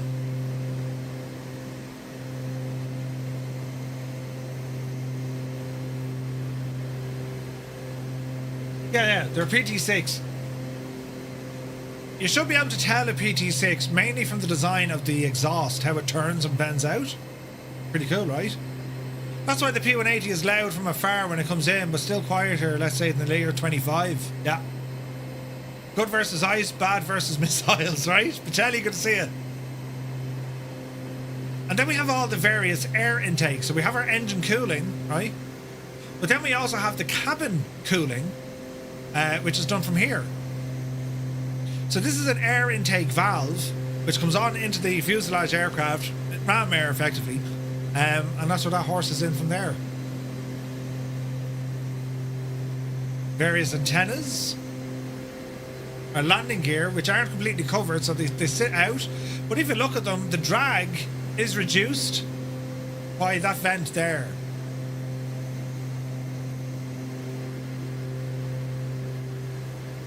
Leading edge of the wing, which uses de-icing rather than anti-icing. So it uses boots, de-icing boots. You can actually see the boots modelled. Look, see these lines? They're like lines of membrane, and effectively it pushes out, and the idea then it breaks the ice off it, right? Posted an image in the Bremen bar of the new Skoda. Oh Jesus! Oh, very nice. I mean, you know, it's a Skoda. Nicely done, Retriever Neil. My Skoda, it's a 2016 Skoda. It's still grand, you know. I call it Iona. Iona Skoda. It's very nice. A Skoda's superb. Starship. Look at the state of this thing, man. What are your thoughts on it, lads? Do you like it? Is it meh? Or is it absolutely horrendous looking? What, like, where do we categorise this thing, you know? Four-door, yeah. Hey, Zybot, good to see you. John Denver was killed from an engine failure in his own EZ over Monterey. Oh, no way. Jesus. B. Carlo, good to see you. Hello there. It's bananas and I love it. I'll never understand it. Flying Trit says it's confusing. Takes a little while to get used to it. Freebro, good to see you. Oh, it's on sale right now. Sweet. Nighthawk loves the Starship, but the price stops you cold. It's on sale now, though. Musefan says, doesn't do anything for me, not aesthetically anyway. Sci-fi plane, yeah. Dave Cleary loves it. It wasn't his EZ, was it not? Ah. Murph, why are some aircraft not showing up in multiplayer mode? Sky Camry, the sim is like limited to like 23 objects that it'll show.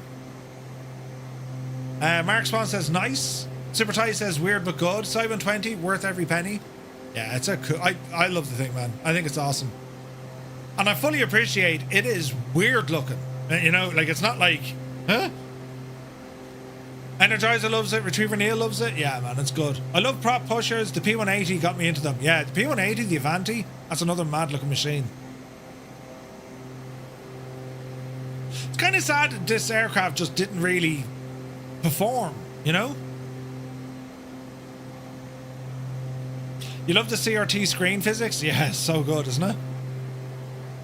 The avionics are quite logical. Yeah, absolutely. Like, there's redundancies built in so many systems, you know? I wouldn't enter into a stall competition. No, absolutely not. This thing needs sizable runways. If you love it, Murph, then I love it. But what do I know? Heisenberg. Ahead of its time and very expensive, for sure. The model match plane behind you is a plane more familiar to me. The C550? Yeah. 100%. Scob, yeah, you still on the website? Alright.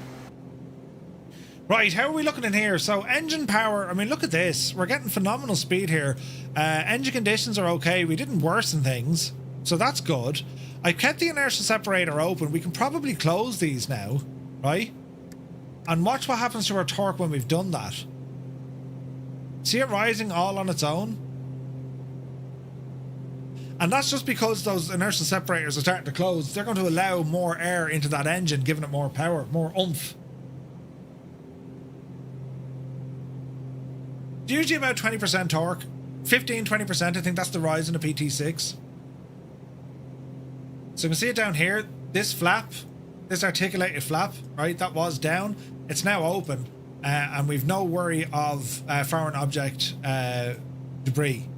That's what that means. So the aircraft is simulating that as well, based on the weather and on the ground as well. It's phenomenal. Did you do the free update for this place? The free update 2024. Wait, did you do the free 2024 update for this place, for the plane? I've been learning the Avro RJ this week. Loving it, but I can't stick the landings yet, despite being able to arm approaches and capture localizers. Keep working on it. That's all I can say. The Impossible Face. That's an awesome airplane as well. The Avro. Jesus. Need to take the Vulcan out for a spin soon as well. Haven't flown the Vulcan in a while, have we? Avro Vulcan? I mean, that's a machine. You think it's the air brake that throws you off? Yeah. For the plane? Yeah. There's a free update for this for 2024. And I got it. It's working very, very well. It looks great. Sounds great. The depth of systems here, they're unbelievable. You can really dial into this. There's multiple ways of navigation, different flight planning. GPS is there if you need it. All round, this is a superb aircraft. Also, you got to be careful of your fuel. Aft quantities down to 16. So what could happen with this machine if you were to turn off the aft fuel? I don't think there's any way for the main engine to use that usable fuel then. It'd have to be pumped out. Usable capacity. So see the way we're right down the standby pumps?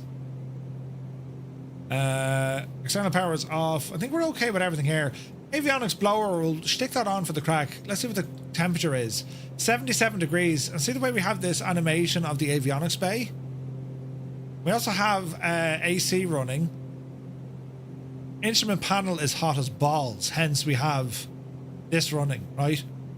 So that should bring this temperature down a bit. Now, the problem here is if we run temperatures too high, well, we're going to get failures, right?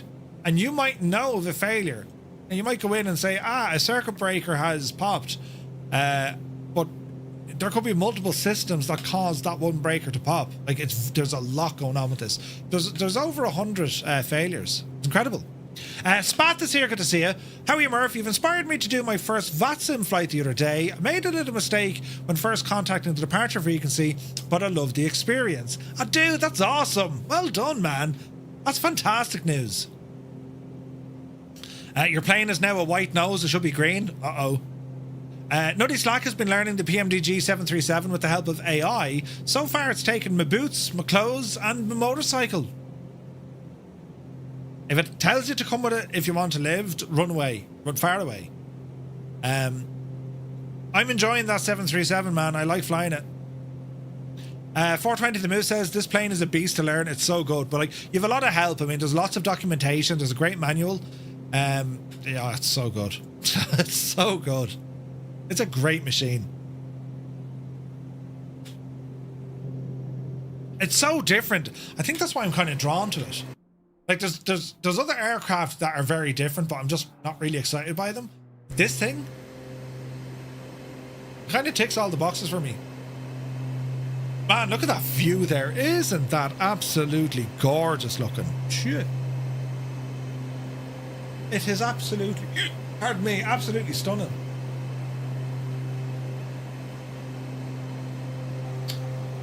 Where is this now?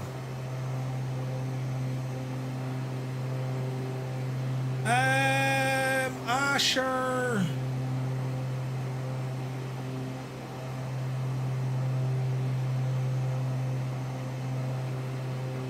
Let's have a look. That works. Tunage. Black Square's documentation, generally class.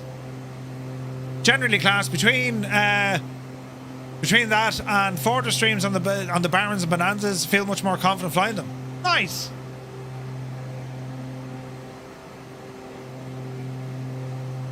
Man, look at the views.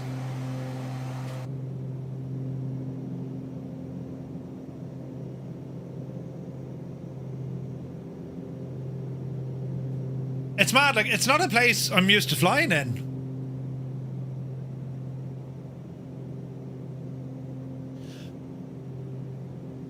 It's a sexy plane, but it doesn't float me boat, says Dougal. Dougal, do you remember we, wasn't there a VATSIM event on, near Russia? Or maybe it was in Russia. It was like the biggest line of aircraft I've ever seen on VATSIM. JBS says, have they fixed how the propellers look when they're spinning?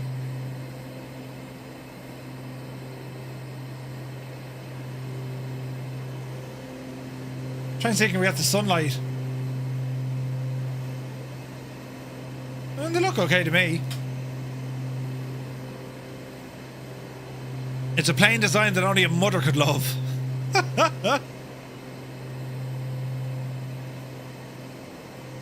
Yes, Malky, that was the one. Kuru, good to see you. Good evening. I've never done a VATSIM flight up there. Can I get a shout out? Kuru, consider yourself shouted out. Welcome in, buddy. F1 Haronaga, welcome in. Good evening. You're very welcome along. We're here in the Beechcraft Starship, following the footsteps of Napoleon during the rise and fall of his campaign. And, class? On the Dukes, the spinners don't look like they are turning when they're iced up. Oh, really? Kuru, I'm right next door. I'm over in Ireland. When this came out, the props kind of got kneed up, looking like a static disc. Seems a little, yeah, I mean, look, I think it's good. It's still kind of there, but, you know, it's good. It's a machine, man.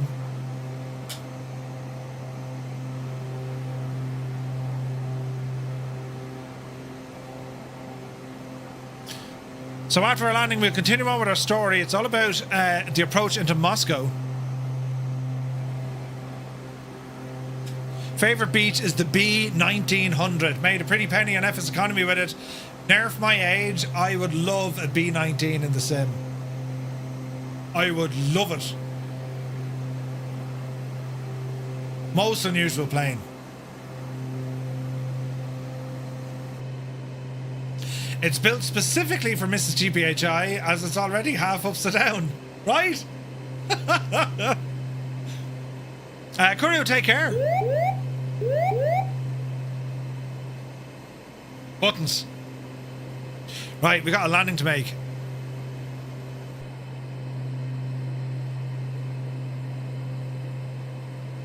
It's going to be runway 31.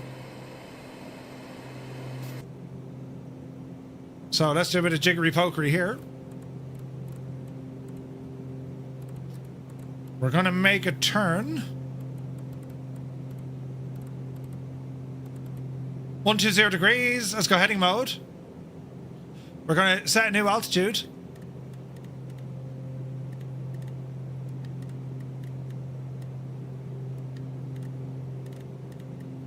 Down to 3. We're going to go vertical speed.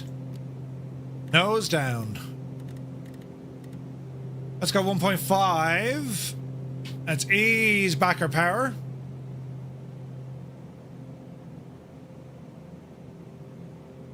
I appeared here earlier on, then disappeared, and somehow I'm back again. Now you see me, now you don't. Keen Afford, welcome back. Always hated the looks of the 1900s. Also seemed underpowered. Ooh. Murphy, where should we get Join a Fest from? The new overhaul Join a Fest website or GitHub? To be honest, I'm not mad on Join a Fest. Its performance is kind of head scratching. But if you're going to grab it, I would say from GitHub. Like, I'm just waiting on kind of Skynet to get there, you know? The Apostrophe Face has a soft spot for the King Air 350s. They're awesome, man.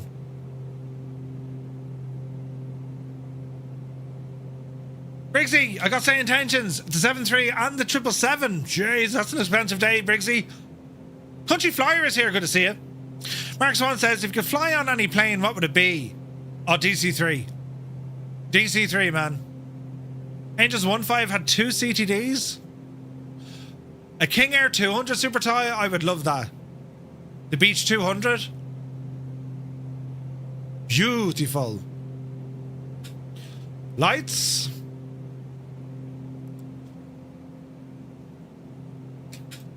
This kind of...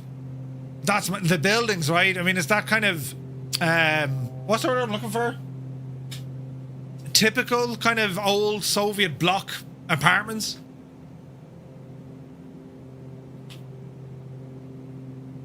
Both versions are 25.9. All right, okay.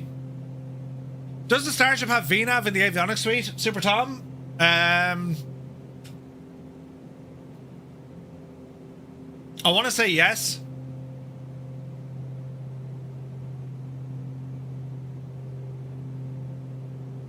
It has like an IAS profile, which is something similar, you know? We got one here, gives us rides from time to time. Does a Christmas light tour every year. I would love a spin in a DC-3. Model 17. You'd like a 300? I think Game Aviation or Gamma Aviation fly them. Ooh.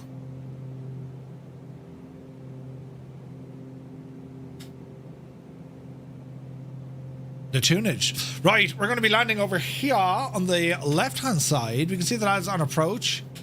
This is kind of pretty. That warning is just better landing gear, so we're going to increase some power now as we've leveled off at 3,000 feet. Everything here is calmed down in terms of temperature. Our cabin temperature is 70. 21, it's actually all right. We're pretty much okay with everything at the moment.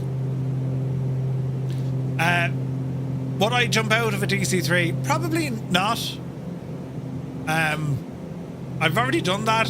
Got the t-shirt, you know. Your craziest one, the Goodyear blimp. That'd be pretty cool. I watched a video on it, but we're going to be flying in an airship in 2 weeks. Next week we cover the Battle of Waterloo, and the week after we're off to what's it called? Helena.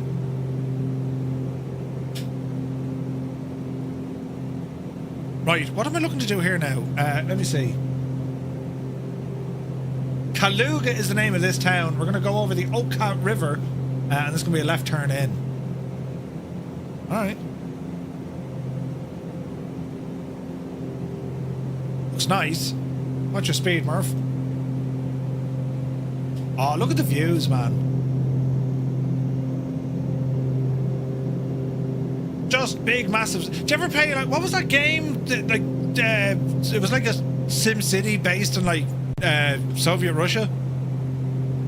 Oh, Catalina would be nice, yes. 1-3 is active. Ah, balls, Muse, is it? Then again, I'm not on live weather, so we're alright, Muse. Say nothing. Catalina would be nice. Workers and resources, that's the one. Yeah, that was good fun, wasn't it? That was lots of fun. Right, give ourselves a bit of a wide berth here. That's what Simbrief gave you? Oh, nice. Man, this is pretty. Hey, Filthy, happy Monday, buddy. Hope you're well. Welcome in.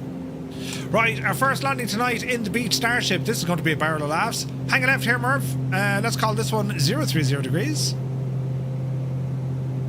Keep her going. All right. Now start bringing back power back. While we're here, inertial separator can be reopened. Prop sync is already off. Landing lights are on. Props, they're okay for the minute. Keep dropping the speed back. We'll get the warning light for the gear. I'm not worried about it. There's one here in Fort Worth. What? Starship DC-3 probably if I could fly aboard any aircraft. Yeah, man. Hey, Kieran Nile is here. Good to see you, Kieran. Filthy, very welcome in. A Vanguard, or the L188, the Electra. B. Carlos says, Murph, I contacted Virpal support about the cadet flight stick I ordered months ago. They were very apologetic and it sounded like they somehow missed fulfilling the order. They are now overnighting it to me. Should have it tomorrow. Ah, nice. B. Carlo. Thanks for letting us know, man. At some point I'll probably join the flagship Detroit Foundation to get myself a chance for flights. Ooh. Chunky gets, he's a crew chief on some Warbirds. You know Zach, Chunky Aviation? The Catalina landed in the Loch Ness, I believe, and was stuck there for a while due to technical problems. No way. Gaming people, good to see it. Right, runway. We're going to take it out of autopilot. And we're going to attempt to hand fly this thing. So, speed is coming down. We're going to go for a notch. Well, I say a notch. It's going to be our, the canard. Look at this move.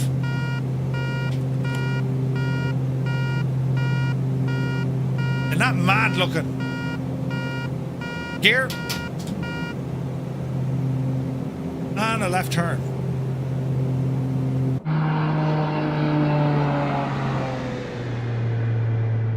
The sounds are only savage. Also, I nearly stalled it by, like, not watching where I'm going.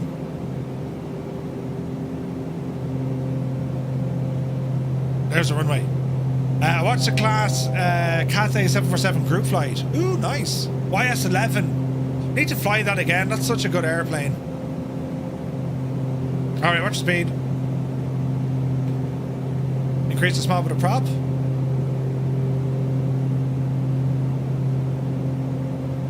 Yeah, the Catalina would be really nice to fly in as well. Like, whatever about sitting in the back of a DC-3, I want to fly a DC-3. Do you know? It's about 12 pounds at the moment. Malky, that's like... The YS-11 is a great airplane. I see me flying that on Vatsim one of the days. Alright, speed 110. This is a good speed for our approach. The dude started on DC-3s in Africa, ended up captaining a 747. The problem with the YS-11 is it's not a DC-6. Oh, the DC-6 though. I love the DC-6. I don't know who's making a Catalina. Video of the cat stuck in Loch Ness is on YouTube. MacD, now, is it a Catalina or is it like a cat? I wouldn't be surprised it's on the internet. Here's a cat. Meow, she's stuck in Loch Ness. Airsoft did a very good Catalina back in the day. Yeah, they did, yeah. Easy now. Alright, take your time coming in. Approach speed is good. Landing gear is down. Power's set. Got a Fuga following us in. Easy now. Of course, we all know the secret weapons against Napoleon were Irishmen Arthur Wesley and Sergeant Major Patrick Harper. Listen, at every major conflict in the world since ever, there's been an Irishman on either side of that confrontation. Fact. I'm so tempted, but I really need to stop buying pixel planes, Malky. Yeah. I know the feeling, man, but like, they're getting so good. And with the sim getting more stable, like, you're able to enjoy them a bit better, you know? Jace, what's the story with the layout of the runway? We go from kind of weirdness to no nothingness and then wideness.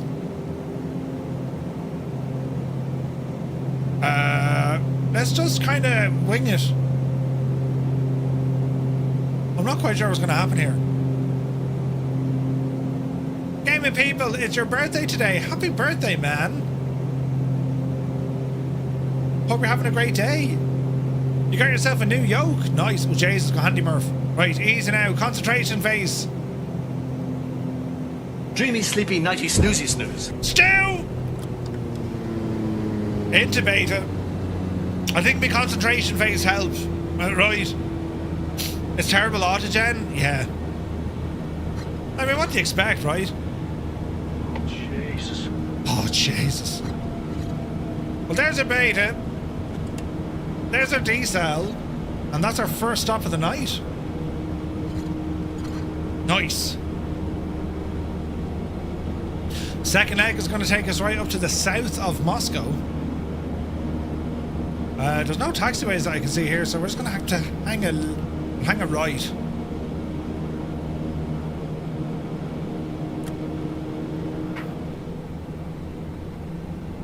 And we'll taxi back up the road. Easy now with our Starship. Don't break this shagging thing, Murph. Right, fuel is going to be our main concern on this one. So, 685. We'll see.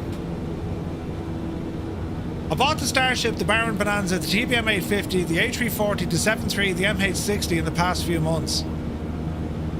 That's an incredible lineup of aircraft. You only have 1.5 thousand Murph pints left. Stu, how many did you have? What the hell kind of runway is that? In Soviet Russia, runway lands you. It's grand. Where it is, it's hard or close to impossible to stall the Starship, correct? A couple of times in an Air Niugini DC-3. No way! That's awesome. 757 or the Fokker 5070 for me next. Ooh, nice. Muttley, good evening. Hope you're well, bud. Yeah, 70 or 100. I think that Falcon is coming out soon as well. Briggsy says, the plane is 39 years old, as me, but better looking. I did have loads until I got good with timings. It had over 150,000. Super Typhon has 1.2 million Murph points. Jesus. Easy now.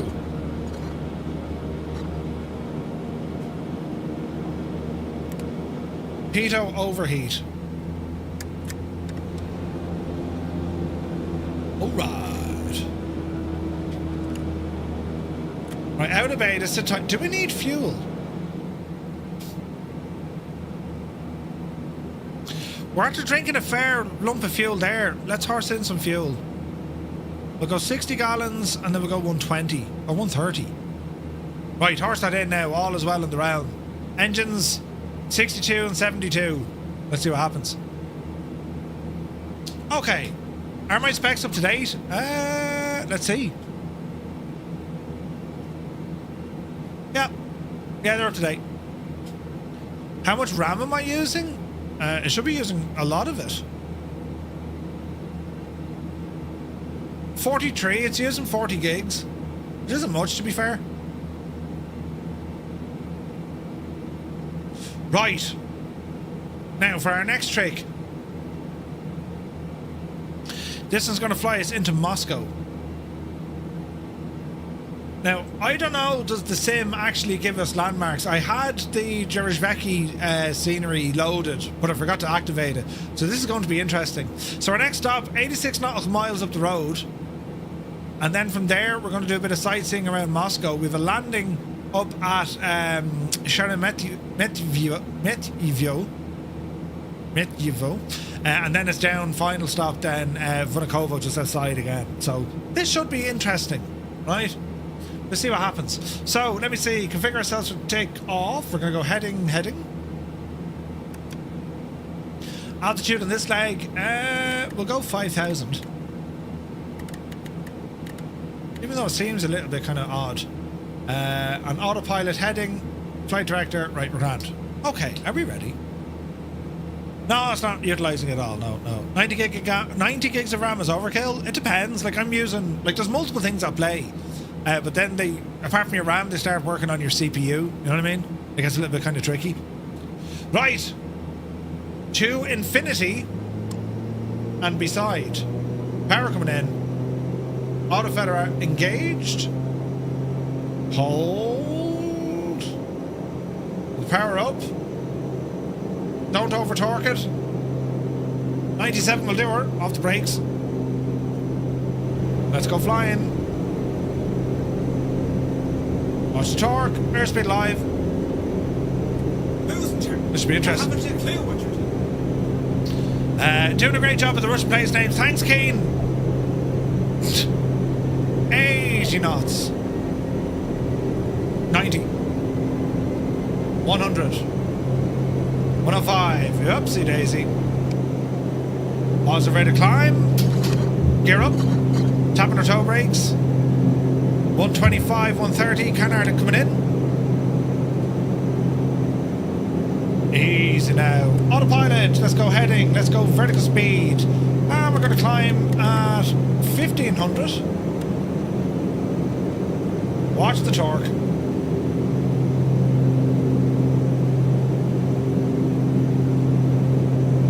$62.72. That's what we need to keep an eye on it, right?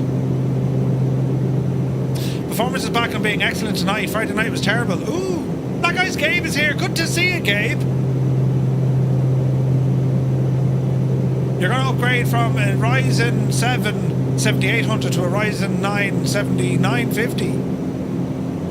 Everyone says not to. You're going to be going... there's not much between them. Like the Ryzen 9... Jesus, was it the 9950? I mean, that'd be... You would see more of an uplift with that. But not much. It's a side grade. Yeah. Crew alert system. Nighthawk. CAS would be crew alert system. Okay, 95. That's looking good. Go ahead and close. Inertial separator. Bring the power down a smidgen. Prop down a smidgen. It looks like a clean climb out. We're going to hang right here now, lads.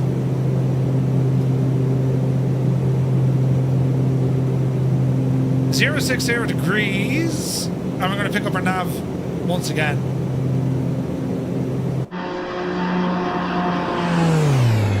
Oh, heck yeah.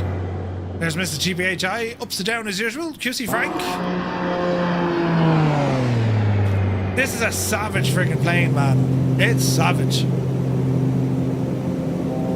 Trying to resurrect a 15-year-old PC. New CMOS battery. Uh-oh.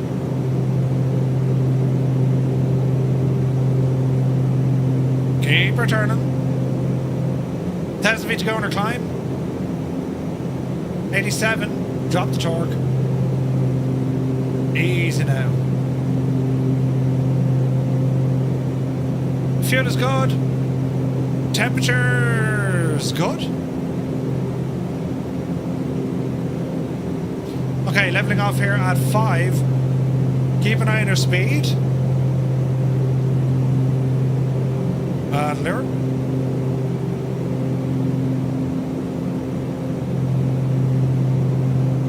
We'll turn in a little bit tighter to grab that magenta line. We'll turn right 090 degrees and we'll arm nav mode. And let's see what she does from here. Did you see the new flight rig at CES? I didn't care on no. Flying AM4 X3D at the moment difficult. I haven't really gone messing with it, to be honest. You have a 5900X and a 5700X. You're not using, says CP. Jesus. Man, the sounds on this, absolutely brilliant. Right, let me see. We'll do what we do. We'll do another count, lads. Another head count. So, if you are still flying with us, join the fest. I never turned on. New version now. Turn on the network, because Aki should be flying. So, Xbox pilots, you press 1. PC pilots, press 2. Join FS or Skynet is number 3. For everyone else, number 4. Ooh.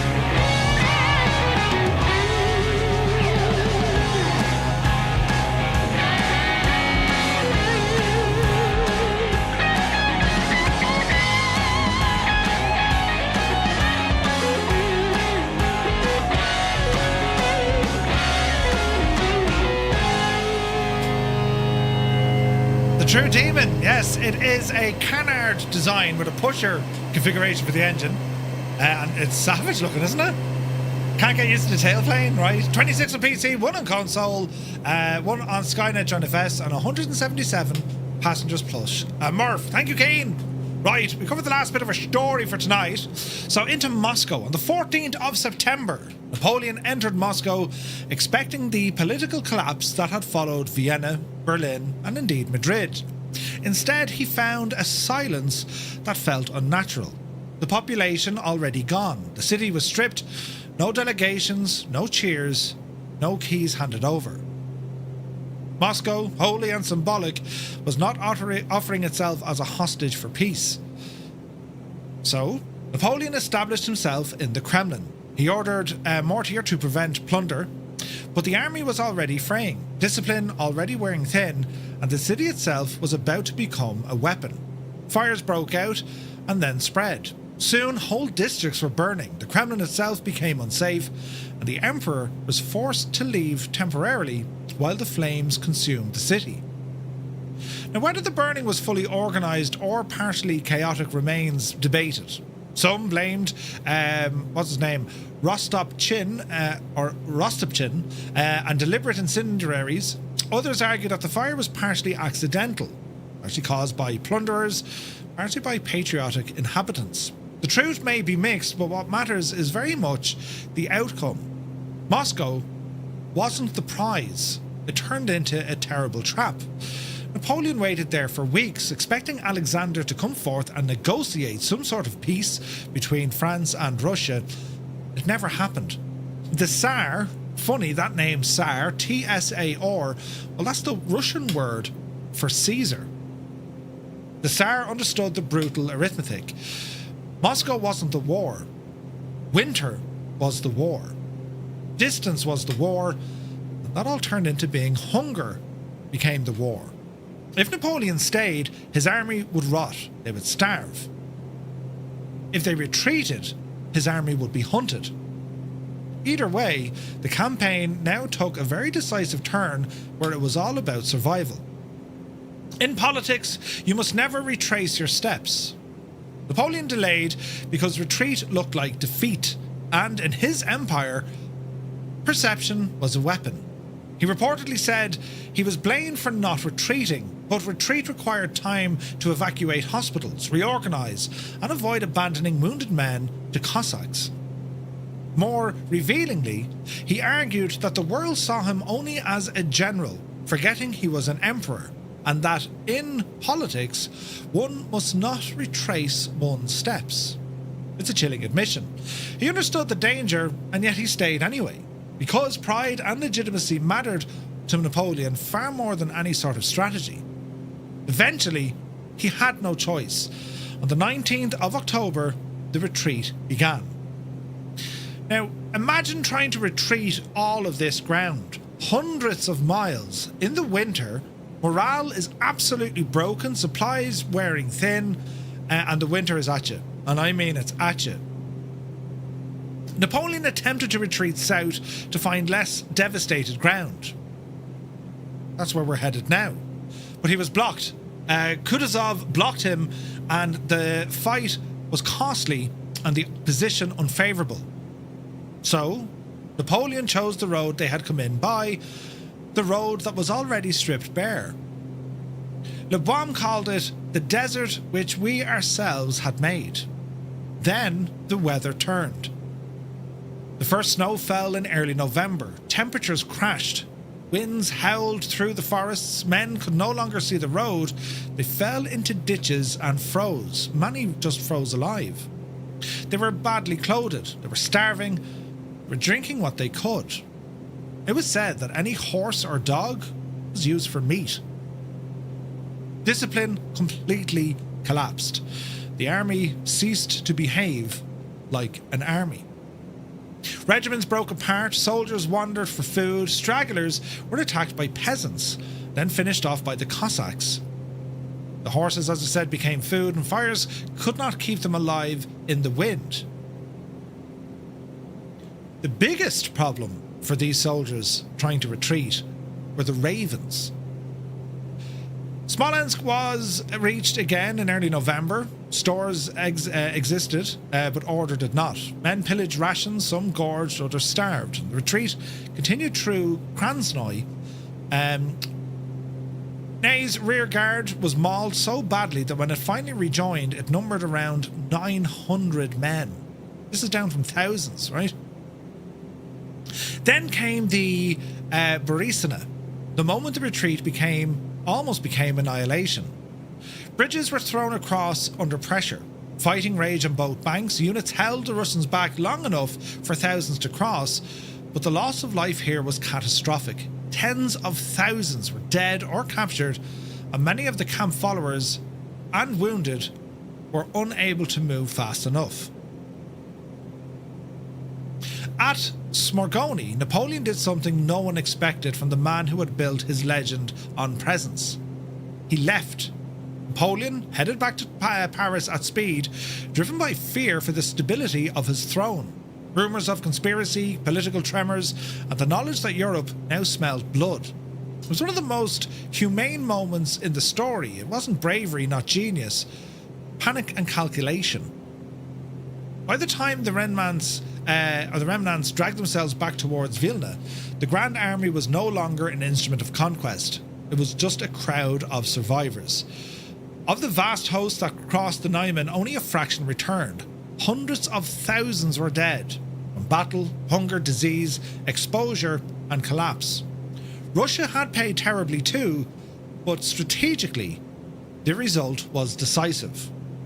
Napoleon had failed to compel peace, he had failed to destroy the Russian army, and he had marched to Moscow and gained nothing that mattered. Europe now knew Napoleon could be beaten. Russia didn't just merely survive this entire invasion. It emerged as the engine of a new European war. The Sixth Coalition formed around a new idea. No separate peace, no more deals, no more survival by surrendering allies. The objective now was not negotiation, it was removal. Napoleon would respond the only way he knew how, by raising yet another army, fighting another campaign, and trying to force history back into obedience. But the centre of gravity has shifted. The road from Madrid had led to Moscow, and the road from Moscow now led back to Paris. Not in triumph, but in pursuit. Part 9 next week, when the war finally reaches Napoleon's own front door, we'll be focusing on the Battle of Waterloo. And that's all going to be next week in Part 9. So, like, an absolute catastrophic disaster. And, like, what makes all this fascinating, you know, and I say this all the time, but, like, history absolutely repeats itself. The very same thing happened, you know, 130 years later. The exact same. And through the dawns of time, well, similar issues happened years before all of this. Insert the meme of, like, you know, Sean Bean, you know, one does not simply enter Moscow. It's huge. And even though we got there relatively fast, all this ground that he managed to, you know, make, it was all part of Russia's plan. Let them in, keep retreating, keep falling back, and then as soon as they weaken, strike them, and you strike hard. Cossacks, in terms of a military unit, were unbelievably strong. Cavalry drawn, horse drawn, savage. Papa Justify, good to see you. I'll set the cold beer for next week as we visit Belgium. Yes. It's mad, like, when you consider everything that went through it. And if you were to look at, say, you know, Napoleon army in Russia, right? When you look at Napoleon army kit and uniform, I mean, they were so underprepared. They had the wrong clothing. So if we were to look, where are we at here now? Uniforms of the Russian army during the war. The reign of Alexander I of Russia. Let's see if we can get something a bit better than that.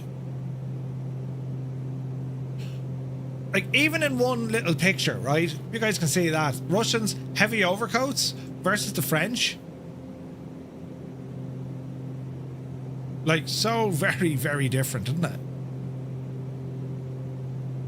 And even came the whole, the strategy, the tactics that would have been deployed during the day. 77 Gus. What? Really? Scorched old strategy works in Russia best because of harsh environment. Yeah, 100% Senti. Napoleon wasn't the only one who struggled. No, not at all. Like, he did push the Russians all the way back. And all of this came from, you know, he and Tsar Alexander, like, they had a pact. They had this agreement, this gentleman agreement some years ago. And Russia agreed, yeah, we'll help you, France. We'll boycott all the British goods. We'll make sure there's no trading. But the problem there left Russia, its economy, absolutely shagged. The Russian economy could not survive without trade imports from Britain. And again, you look at Russian history, the Russian economy wasn't able to survive 120 years later. It depended heavily on imports of trade from the United States and once again from Great Britain. It's just the way it was. It's mad, isn't it? It's absolutely mad.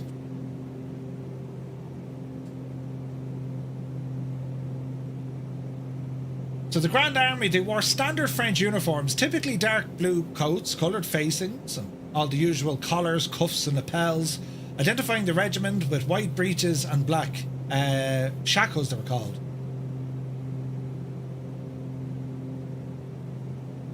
However, the brutal campaign of 1812 rapidly degraded these, forcing soldiers into practical, worn-out gear like grey overcoats, rough wool trousers and simple caps for survival, not just against battle, but obviously against the severe Russian winter. And to give you an idea, right? Russian winter.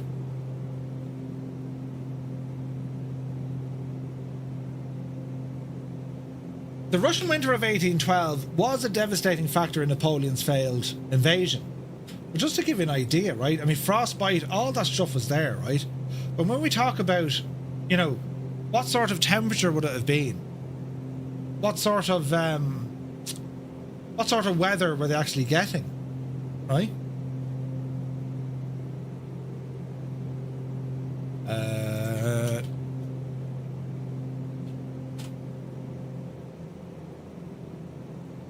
Temperatures in Russia dropped significantly, reaching as low as minus 37 degrees Celsius. Minus 37 degrees, lads. And then you have like snow, winds, chill factor. Minus 37? Like, isn't it like 30 below, engine stop, right? Humans, minus 37. Seems like Napoleon failed a lot. But what's interesting, I mean, this is the first time he's now lost. In a career spanning over 20 years, he is at the highest point. Napoleon controls continental Europe. Everything in between it. He's had victory after victory after victory. Unstoppable. The man was unstoppable. He brought this military genius, this general genius. But with Russia, it all went wrong. And I suppose the foundation of where things started going wrong, you know, that has to be brought back to what happened in Spain. This Spanish ulcer, it was bleeding the French system dry. Troops, money, resources. That was the start of it. Hello? What have we got out here? I thought it was a power station. Hello there. Hello there. So like all the resources were completely gobbled up, and then when you get to Russia, where at the start things were going pretty good, right? But then all of a sudden, I mean, the Russians knew exactly what was going to happen. They knew this. Kane says, it's scary to see this kind of history repeating itself nowadays, taking land both in Europe and North America. Yeah, Kane, 100%. We never seem to learn. We really don't. And like, you know, to go into Russia, that wasn't something Alexander did. That wasn't something Julius Caesar did. Kind of mad, right? That's just the world in which we live, lads. But we can learn an awful lot from history. Like, it kind of shapes what happens in the future, you know? Greed and power, yeah. It's the leaders who don't seem to learn. Well, you know. Sandy says German tanks broke down in Russia while Russian tanks didn't. Yeah. The Russian winter, I mean, it is their strongest defense.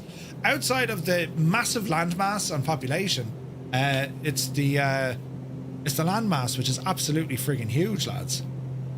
Okay, right turn coming in, heading mode engaged. And we'll do an approach here for the southern runway. We're going to bring our speed right back. Easy now. Now we can drop our altitude here down to about 3,000. Even lower. Let's go 2.5. Let's go V-speed. And let's go down the road of about 1,500 will do us. We're on idle. Keep bringing the speed back. But it's mad. It is mad. And like the world, unfortunately, the world we live in today, it's, you know, I mean, it is what it is.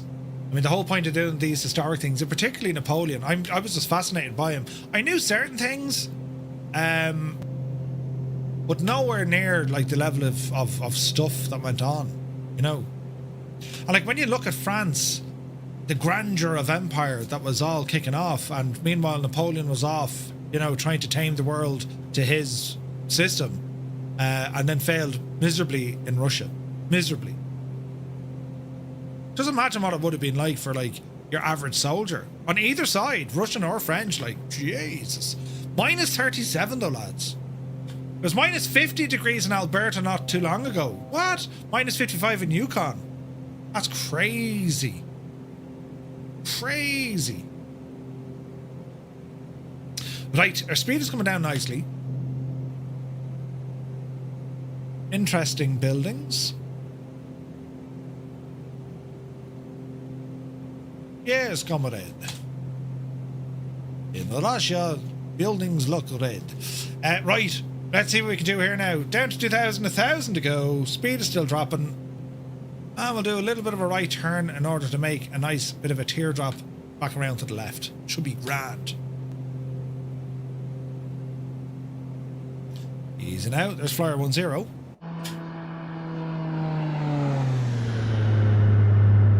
Oh man, it looks and sounds great, doesn't it? Easy now. Just picked up the MD-11. It was a well-designed, developed plane. Well done with the lads at TFDI. Oh yeah, Roy, they did a great job. Mr. Big Britches, welcome in. Your pro tip video on YouTube is Chef Kiss. Oh, thank you very much. The tip on disabling clouds in the world screen has saved you so much frustration. Nice. Gear coming down. Now, inertial separator moving up. Autopilot off. And let's start turning this guy in. I still can't believe it's only a 5 upgrade from 2020. Yeah. The price of a cup of coffee, Muse fan. That is the difference, my friend. And like, they don't have, TFDI, they don't have a massive catalogue of aircraft or of products. I think they've done a great thing, man.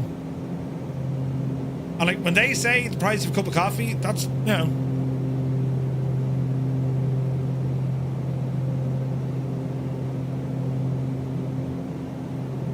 Easing out. About the vid, maybe want to make a note of the different location of the community folder for Steam users. Yeah, could do, yeah.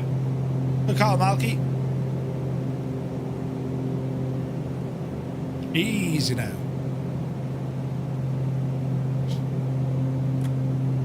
Easy. I remember when I got the 717 from TFDI design, launched in a bad state, but in the end it turned out to be a great plane. Yes. But I mean, they've only brought the MD-11 over to Flight Sim 2020 and 24, right? Can I copy Flight Sim 2020 controls to 2024? Kinda, sorta, but not really, no. Not really, Kieran. You're as well just to set them up again, buddy.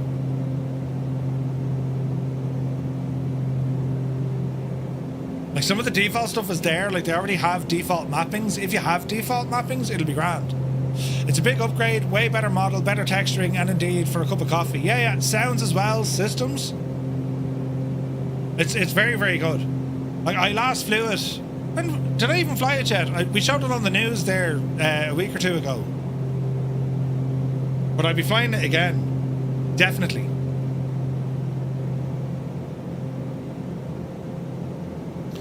I tend to use a separate folder with add-ons linker. Yeah, that works. I get the sense a lot of these third-party developers are simmers first, whereas PMGG had always felt business first. Yeah. Look, at PMGG or PMGG, man, I mean, that's their business model, that's how they roll, right? They do make good add-ons, no question. But there's a lack of competition when it comes to the aircraft that they have, so they kind of rule without consequence, really, right?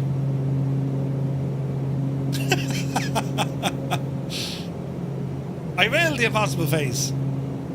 We've done cross the pond in the MD-11. That was fun. Energizer, yeah, that'd be kind of mad, wouldn't it? Easy now, Murph.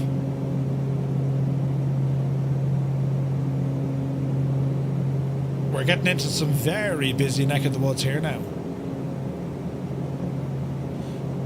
That was your first MD-11. What about a second MD-11? Yeah, we'll do it again, don't worry. Cross the pond in an ATR. We're starting on Monday, we'll be there come Thursday. I imagine the ATR would manage across the pond if you go up through Iceland and Greenland. Surely it would. Easy now.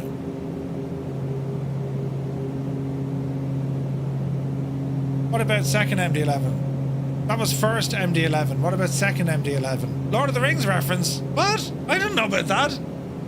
What are you talking about? Is it now? Gerald, thank you very much. So tomorrow morning stream at 1100 Zulu, we're going to be flying in the MH60 once again. We're going to do some Coast Guard operations with On Air. And then with On Air, we're going to start stuff in a couple of weeks, or over the next couple of weeks. I want to get into industries.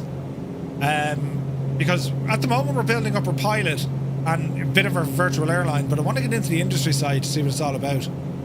Quite Slot, good to see you. Do you want to build a snowman? I started in O'Hare, currently in Vafar, or Vagar. Ooh. Might set an alarm for the MH60 flight? Yes. Alright, easy does it. Power idle, Murph. Am I using DLS 4.5? Dreamy, sleepy, no. nighty, snoozy, snooze. I am not. 2 dogs. You tiffle. That's 6 a.m. your time, says Mr. GPHI. Oh, Jesus. Sure, 6 o'clock in the morning, you'd probably have a day's work done, I'd say. Do you know? Easy. Watch the flare. She's a floater, this one, if you get it wrong. Oh, Jesus. 110. We pretty much lost lift at about 20 feet. Boof. Can I get a refund? Yeah, it was pretty bad. Pretty bad. In a box, man, good to see you. Did you hear the stall shaker? Like, there was literally... Murph, do you also... Am I also getting CTD and X-Plane with the latest beta? I haven't tried it yet, Roy. Yeah, we'll fill that tomorrow, Keen, 100%. It went quick. It went very quick. Roy, I haven't used X-Plane since that update. And I've no X-Plane content scheduled for this week, so we'll probably have a look next week, but if they don't release another beta, I'll probably hold off until they release another beta. Right, back taxi. Fuel situation. Alright.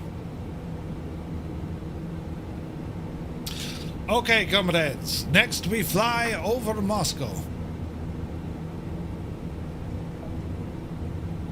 No problem, but you're warned. It'd be grand. Alright. We're going to keep this one relatively low. 2,500 in fact should probably do us, right? Easy now. Bit of beta.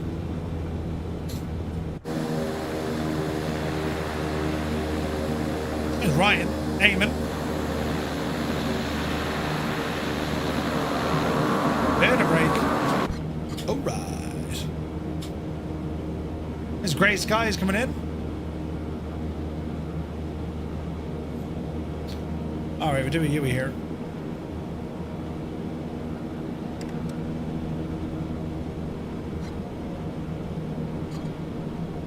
Alright.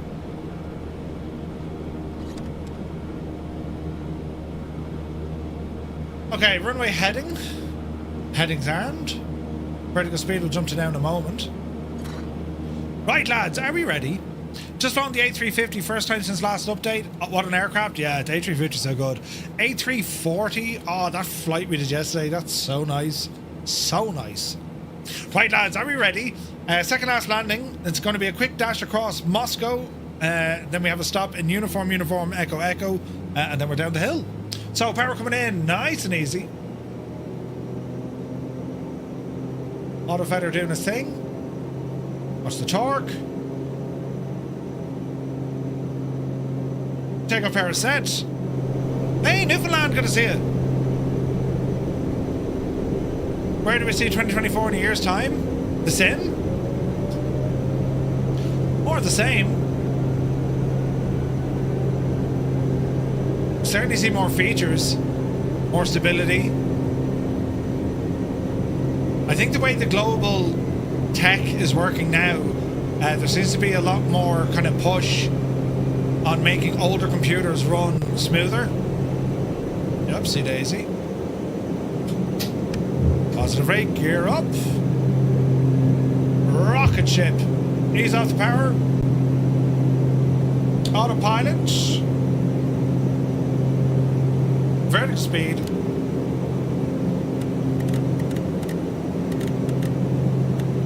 It was a nice 1,000 feet. we'll turn to the right.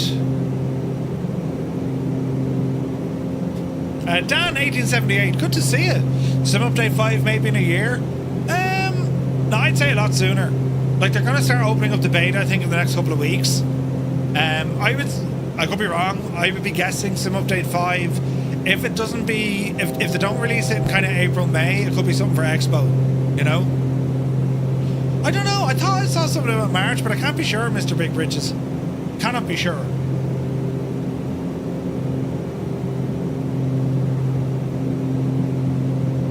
Alright, ease off the power. Torque is good. Hello there. Smudge, welcome in. Thank you for the follow.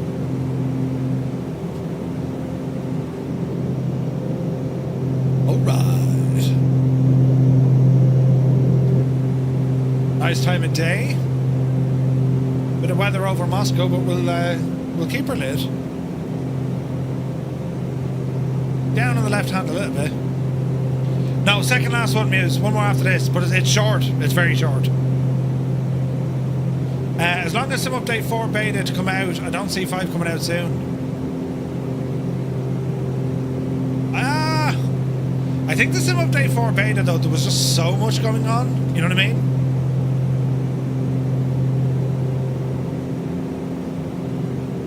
Alright, we're starting to see some stuff. I think it's all going to be just that generic scenery stuff. We'll see what happens. They have a Q&A this week. Oh, do they? Do they? Oh.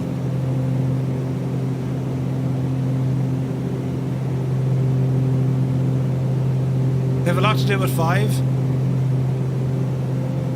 Is there a dev Q&A this week? I can't remember. You think I'd know these things? Speed is looking good. We've all sorts of mad buildings here. But we're very much now flying over Russia. This is pretty cool looking.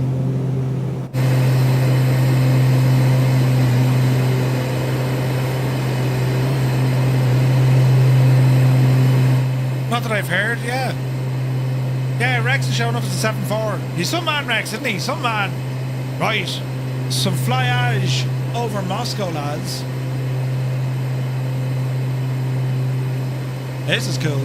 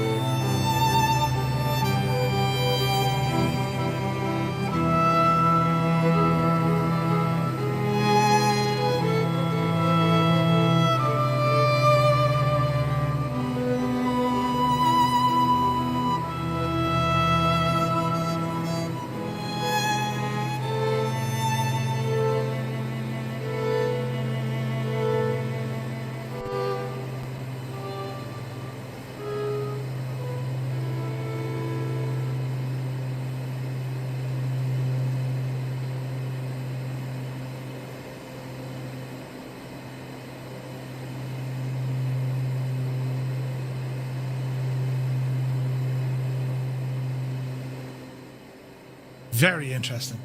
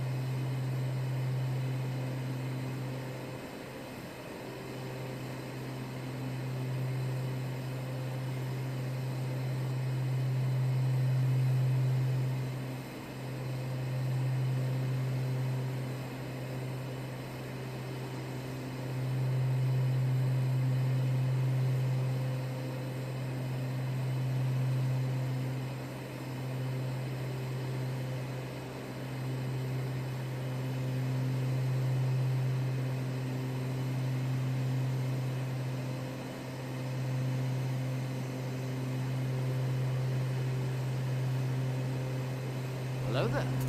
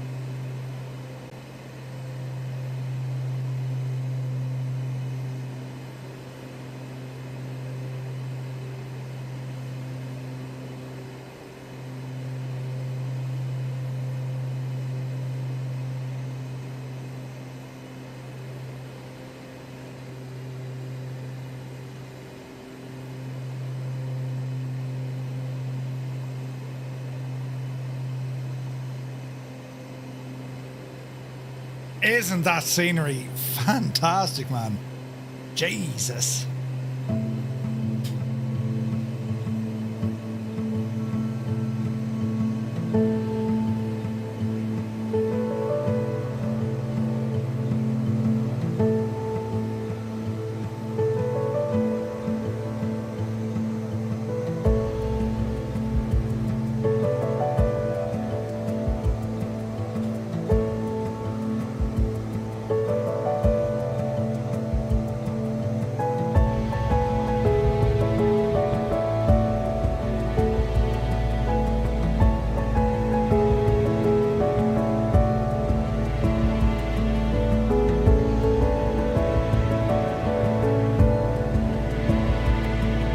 So this is actually stock scenery. I had the Vecchi scenery loaded, but I forgot to activate it.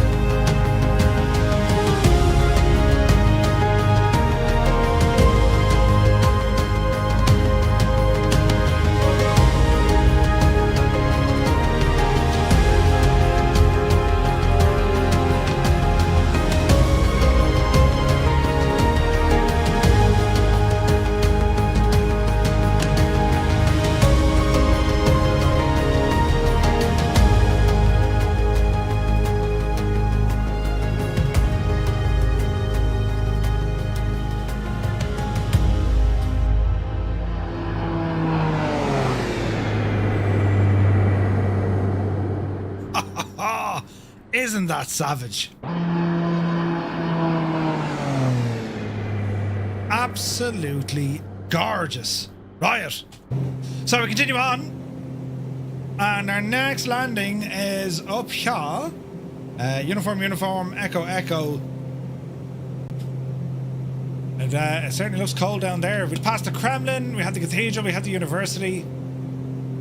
This is all the kind of default stuff. It's nice, isn't it? Very nice.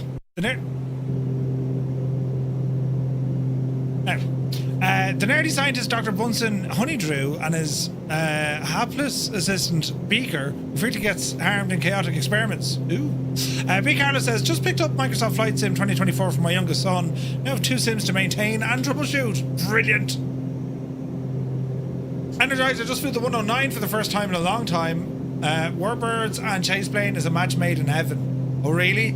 Yeah, I haven't flown them planes in ages. Need to go flying them soon, though. Right, we'll hang a left. And let me see, we'll do a bit of a splash and dash in this one. We might just do a touch and go with this one, lads. Uniform, echo. We'll do a quick touch and go, and then we'll head around to our last stop of the night. It's not far. Straighten out. Easing out. Flyby and cinematic mode. Ah, Jesus. Yep. I mean, they're great in this. Look at that Sky Raider beside us, like in Angels 1.5. It's freaking gorgeous. Mrs. GBHI in an airliner, she would be disgusted.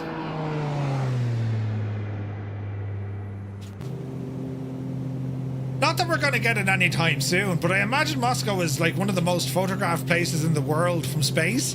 But wouldn't it be great to get some photogrammetry for here? I'm just saying.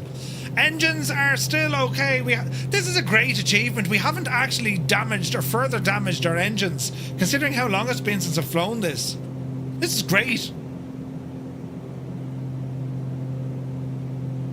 Right. How do you pronounce this place?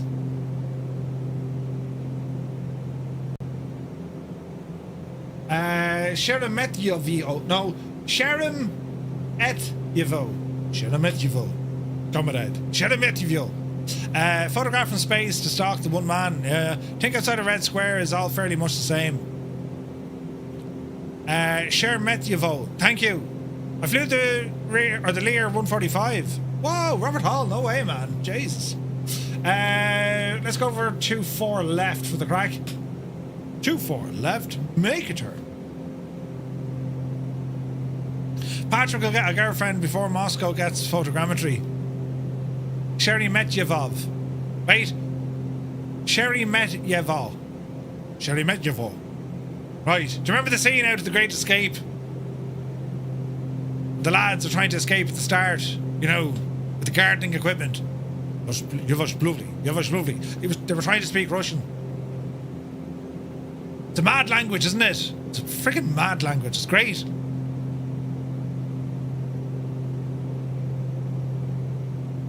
One ping only, Vasily. I flew the EMB 145 almost 12 hours. Or 12,000 hours. Robert, really? Jeez. All I know is niet. Yeah. Sherry met Yavo and they lived happily ever after. Paparazzi. Good to see you, bud.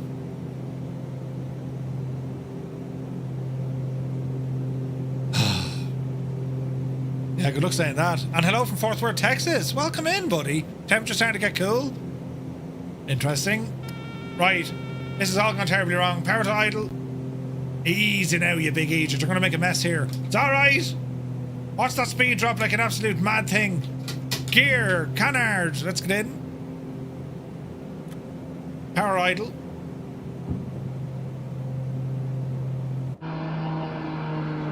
This is fine. Oh, changing Mac. It's a touch and go, right? Touch and go. Over on YouTube, Scott, Robert Hall.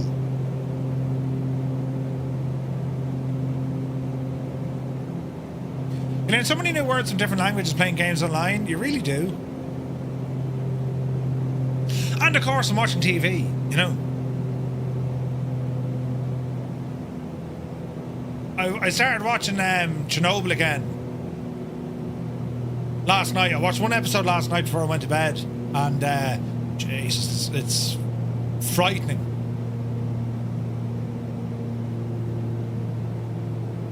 Now that is frightening. I watched Excalibur last night. Excalibur, eh? Mindhunter was absolutely brilliant. We finished that.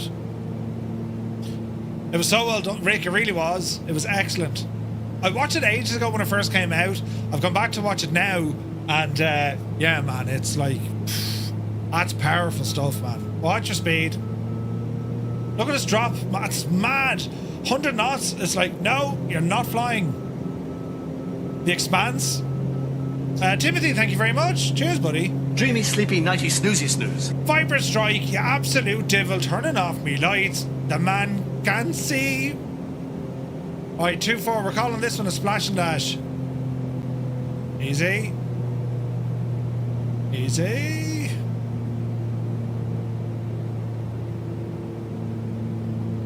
Alright, idle. There's a touch, 63. Oh, Jesus. Right, canard in, power. Up the hill. Oh man, this is good.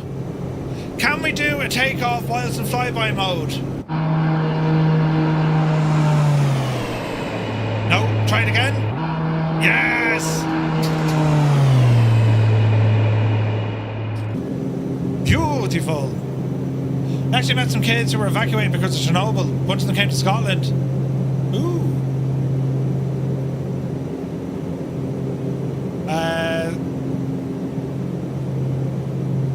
They left unresolved, ask you? Mindhunter. Yeah, they need to make more of those. It was so good, man. So good. Lear, thank you very much indeed. Glad you're enjoying it, buddy.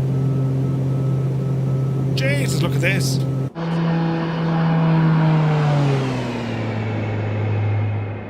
Now, doesn't that look absolutely savage?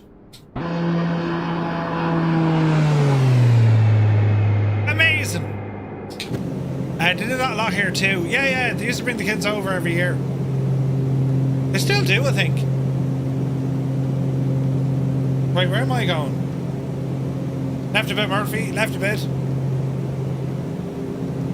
What's your power?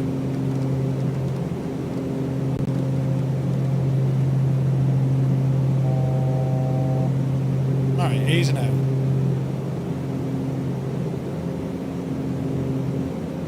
Robert Hall, Scott. Robert Hall. Oh man, look at this.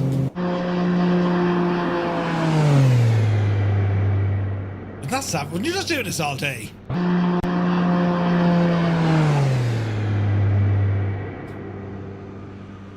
You gotta love chase plane, man.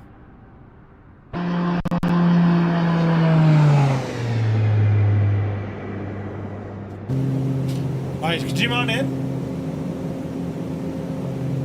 So our final stop of the night, just up the road here, lads. We'll be there in about 10 minutes.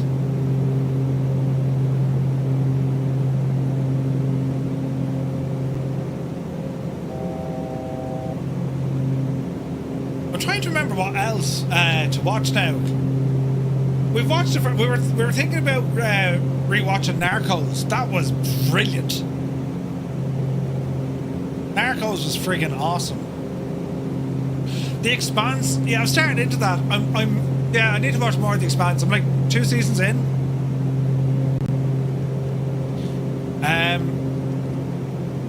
What was the other yoke we're going to watch? I'm waiting to watch Fallout. I'm going to wait until like I'm on a plane to watch that. Narcos Mexico, also amazing. Yeah, very, very good, man. Yeah, I'm going to wait until I can fly into New Zealand or something to watch the rest of Fallout Season 2. Best show ever was Vikings. I haven't watched it. Do you know, I haven't seen any of it. The Expanse is great. watched a good few episodes of The Expanse. It's interesting. Season 2, I think I'm on. I am on season 2.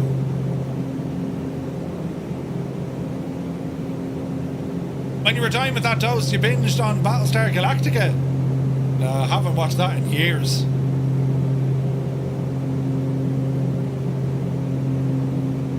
You need to finish watching The Last Kingdom. Ooh. Been rewatching Enterprise myself. Super underappreciated show. Jay Whittaker, Enterprise? I never really got into it. I think I enjoyed the first season. And then I just kind of went, nah.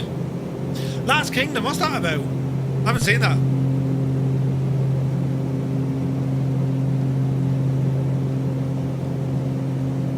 DS9 was more your bag. Next Generation. There is only one. It was The Next Generation. It was about Wessex versus the Vikings. Oh, it's like Vikings. Ah. You're going through Band of Brothers again, then contemplating Battlestar Galactica. Ooh. Or you can watch it going to Expo. I can't wait that long. I'll go nuts. Yeah, the modern stuff is awful. Awful. You'd love to meet the writers of like who's doing the modern stuff for Star Trek and just like slap him with a fish. What he is doing? He's ruining it. Next Generation, the bee's knees. Yes. Kai Wen. Yeah. Red Dwarf. I watched that years ago as well. Jeez, this is nice. I know it's default and all, but like it's nice, isn't it? This is the Beechcraft Starship. It's from Black Square and it's excellent.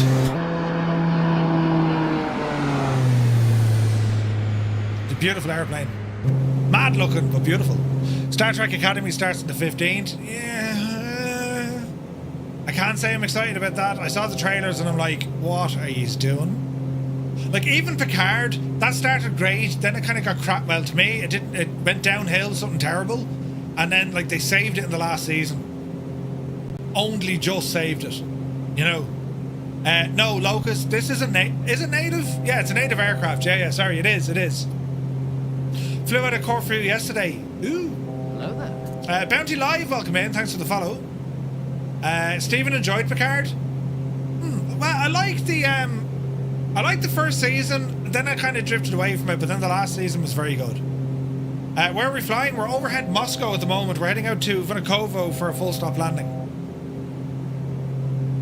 Yeah, digital America, shocking, isn't it? A Klingon with a shaved beard in Academy. Yeah. Is Star Trek real or Star Wars? Can never remember which way it is around. But I mean, they're not real, but it'd be Star Trek, you know. Irish doing well at the Golden Globes. The best prop aircraft in the game. Dustin, good to see it. This is awesome. Yeah, it's a great machine. Alright, we'll turn her in. To Moscow. You're from Moscow. Good evening. You're very welcome in. We're following the Napoleon series. And tonight, Cover the Ground, we left kind of Belarus neck of the woods as we... Was it Belarus? We left Vitebsk and we flew into Moscow. So next week we're back into Belgium, and then it's over to whatchamacallit, Mount Helena. Oh no, Island Helena. Luke Skywalker was real. Standing by for fight. Uh-oh. Season 1 was great, Season 2 was weak, Season 3 was a fan service. Friend is a massive Star Trek fan, but I've always been Star Wars. Crazy nights have been debating it all over. Listen, it's live long and prosper, right? Anything else just won't do. And if you don't agree with that, you know, for card, yeah. Scott likes Bo. Do you like Star Wars as well? I never really got into it. Oh, jeez, it's got handy. Right. Gear.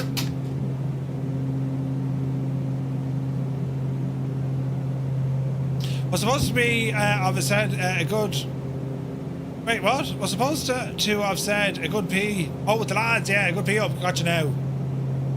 Roy, take it easy, buddy. Star Wars is like World War II in space with magic. Nah, I never got into Star Wars. I mean, it was alright. The first 4 were good, which were technically the last 4. You know what I mean? 4, 5, and 6 were good. The shoot-offs, yeah, the shoot-offs were good. The Mandalorian, I agree. And also the battle scenes in Star Wars were excellent. You know, I mean, come on. That run up the friggin' Death Star, that was brilliant.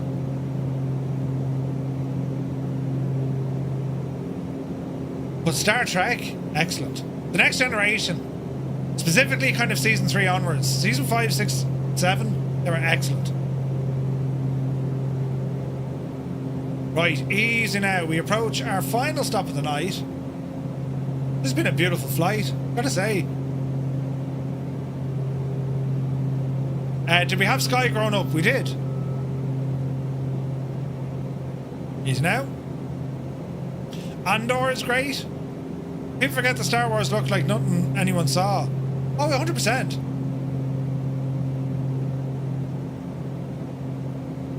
Alright, easy now. 120 knots. A little bit fast, but we'll fix that. Easy. Watch the drop in speed. Oh, Jesus, it's a long landing. Get her down. Get her down. Easy. Easy. Touchdown. 38 feet. We'll take every last drop of that. I ran over, Frank. Sorry, Frank. There's no crying in Starfleet. Knots decel. Canard retract.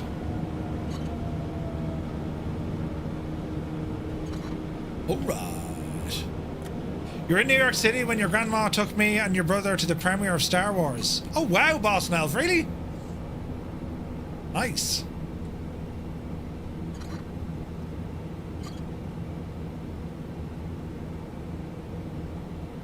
Is it now? Of Star Trek, I thought the movies with Kirk were the best. Ah, no. Picard all the way. Can! Dick Dastardly before school and the wacky races after school. Cartoon Network for me. Used to watch Stop the Pigeon. Brilliant. You saw the premiere in LA, Scott? No way. First Contact was fantastic. Yes. First Contact, man. What was his name? Do you know the actor who played... What's his name? The dude. No, not Tom Hardy. Tom Hardy? No. Star Trek First Contact. Your man who played Cochrane, right? Zephyr Cochrane, that's the one, lads. So you know the actor who played Zephyr Cochrane? Your man with the face, right? He also played a cameo role in Star Trek The Next Generation. James Cromwell, that's the one. So season 6, I think it was season 6, where Worf goes off to try and find his dad, right? Back her up here now. Can we actually get reverse thrust? We can. Cochrane played an alien, which I thought was interesting, you know.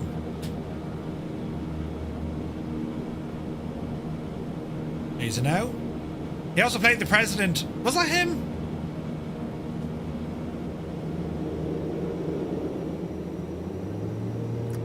I don't think he played the president, actually, did he? Can we have a movie night on here and just like watch a film and we all chat about it? Funny enough, the guy that played Commander Tomalek was in an episode of Enterprise. Yeah, Sir Tuvok was in The Next Generation. So was, what was his name? Perry. You broke your little ships. Very good, Heisenberg. Right. Park and brake. Set. Engine 62, 72. Fantastic news. We didn't jag it. Lights.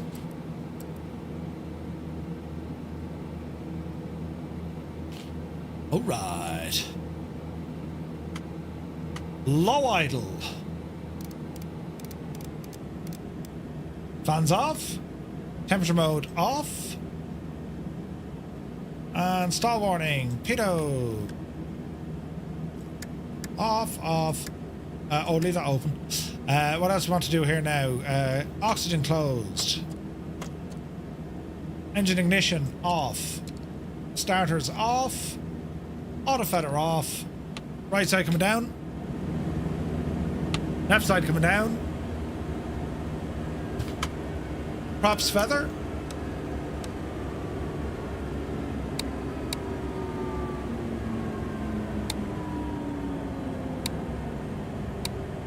Looking good, looking good.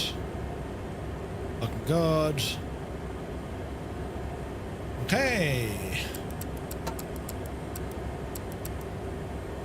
And last but not least is going to be battery. All power off. Gyros will spin down. So we're looking here. Payload. Get the chocks, pitot covers, engine covers, and the gear pins. And get the cabin door. All right, ladies and gentlemen. James Cromwell was in Next Generation multiple times. Really? That was fantastic, lads. I want to thank you all so very much indeed. Interesting flight here as we visited Russia this evening. And I was impressed with the scenery. It's pretty good, wasn't it? Loads of fun. So tomorrow we're back 11 o'clock Zulu tomorrow morning. We're going to be taking out the MH60 for some Coast Guard operations. Then tomorrow night we have some trucking. Wednesday night we have the news. Thursday we're working on our Navigraph Academy. Then we have a VATSIM flight out of San Francisco down to Los Angeles. And then on Friday night we have another group flight. And that one is taking place down in Brazil. So we're going to be flat out. But the Starship, I need to... Like, I might fly this on VATSIM soon. Only because it's so good. Like, it is so good. But plenty of stuff to keep us going, lads, for sure. But thank you all so very much indeed for all the support, for tuning in, and for putting up with me rambling on about history and stuff. I very much appreciate it. So, as always, thank you for all the likes, subscribes, the follows, the buttons, the things, the yokes, all the shebang. Be Janey then. And we shall see you all tomorrow at 1100 Zulu. Until then, you take care.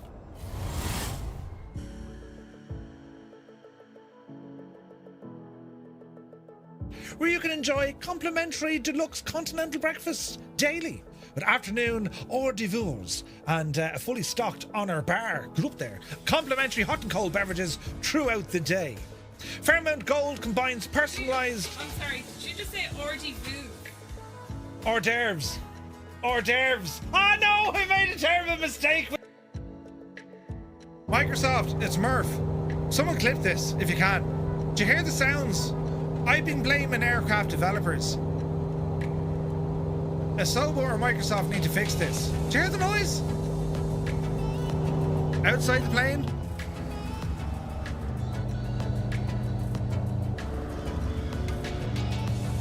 You need to fix that, lads. It's the...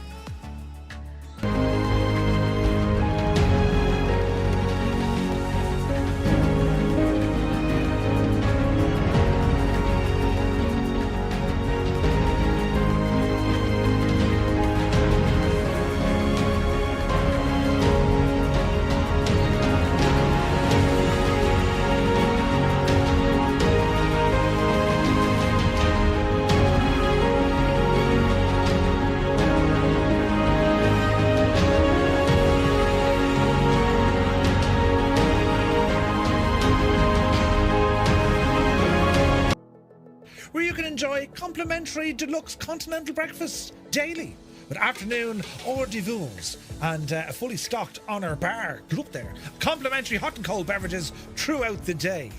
Fairmount Gold combines personalised... I'm sorry, did you just say hors d'oeuvres? Hors d'oeuvres. Hors d'oeuvres. Oh no, I made a terrible mistake. This, lads. Look at the state of this.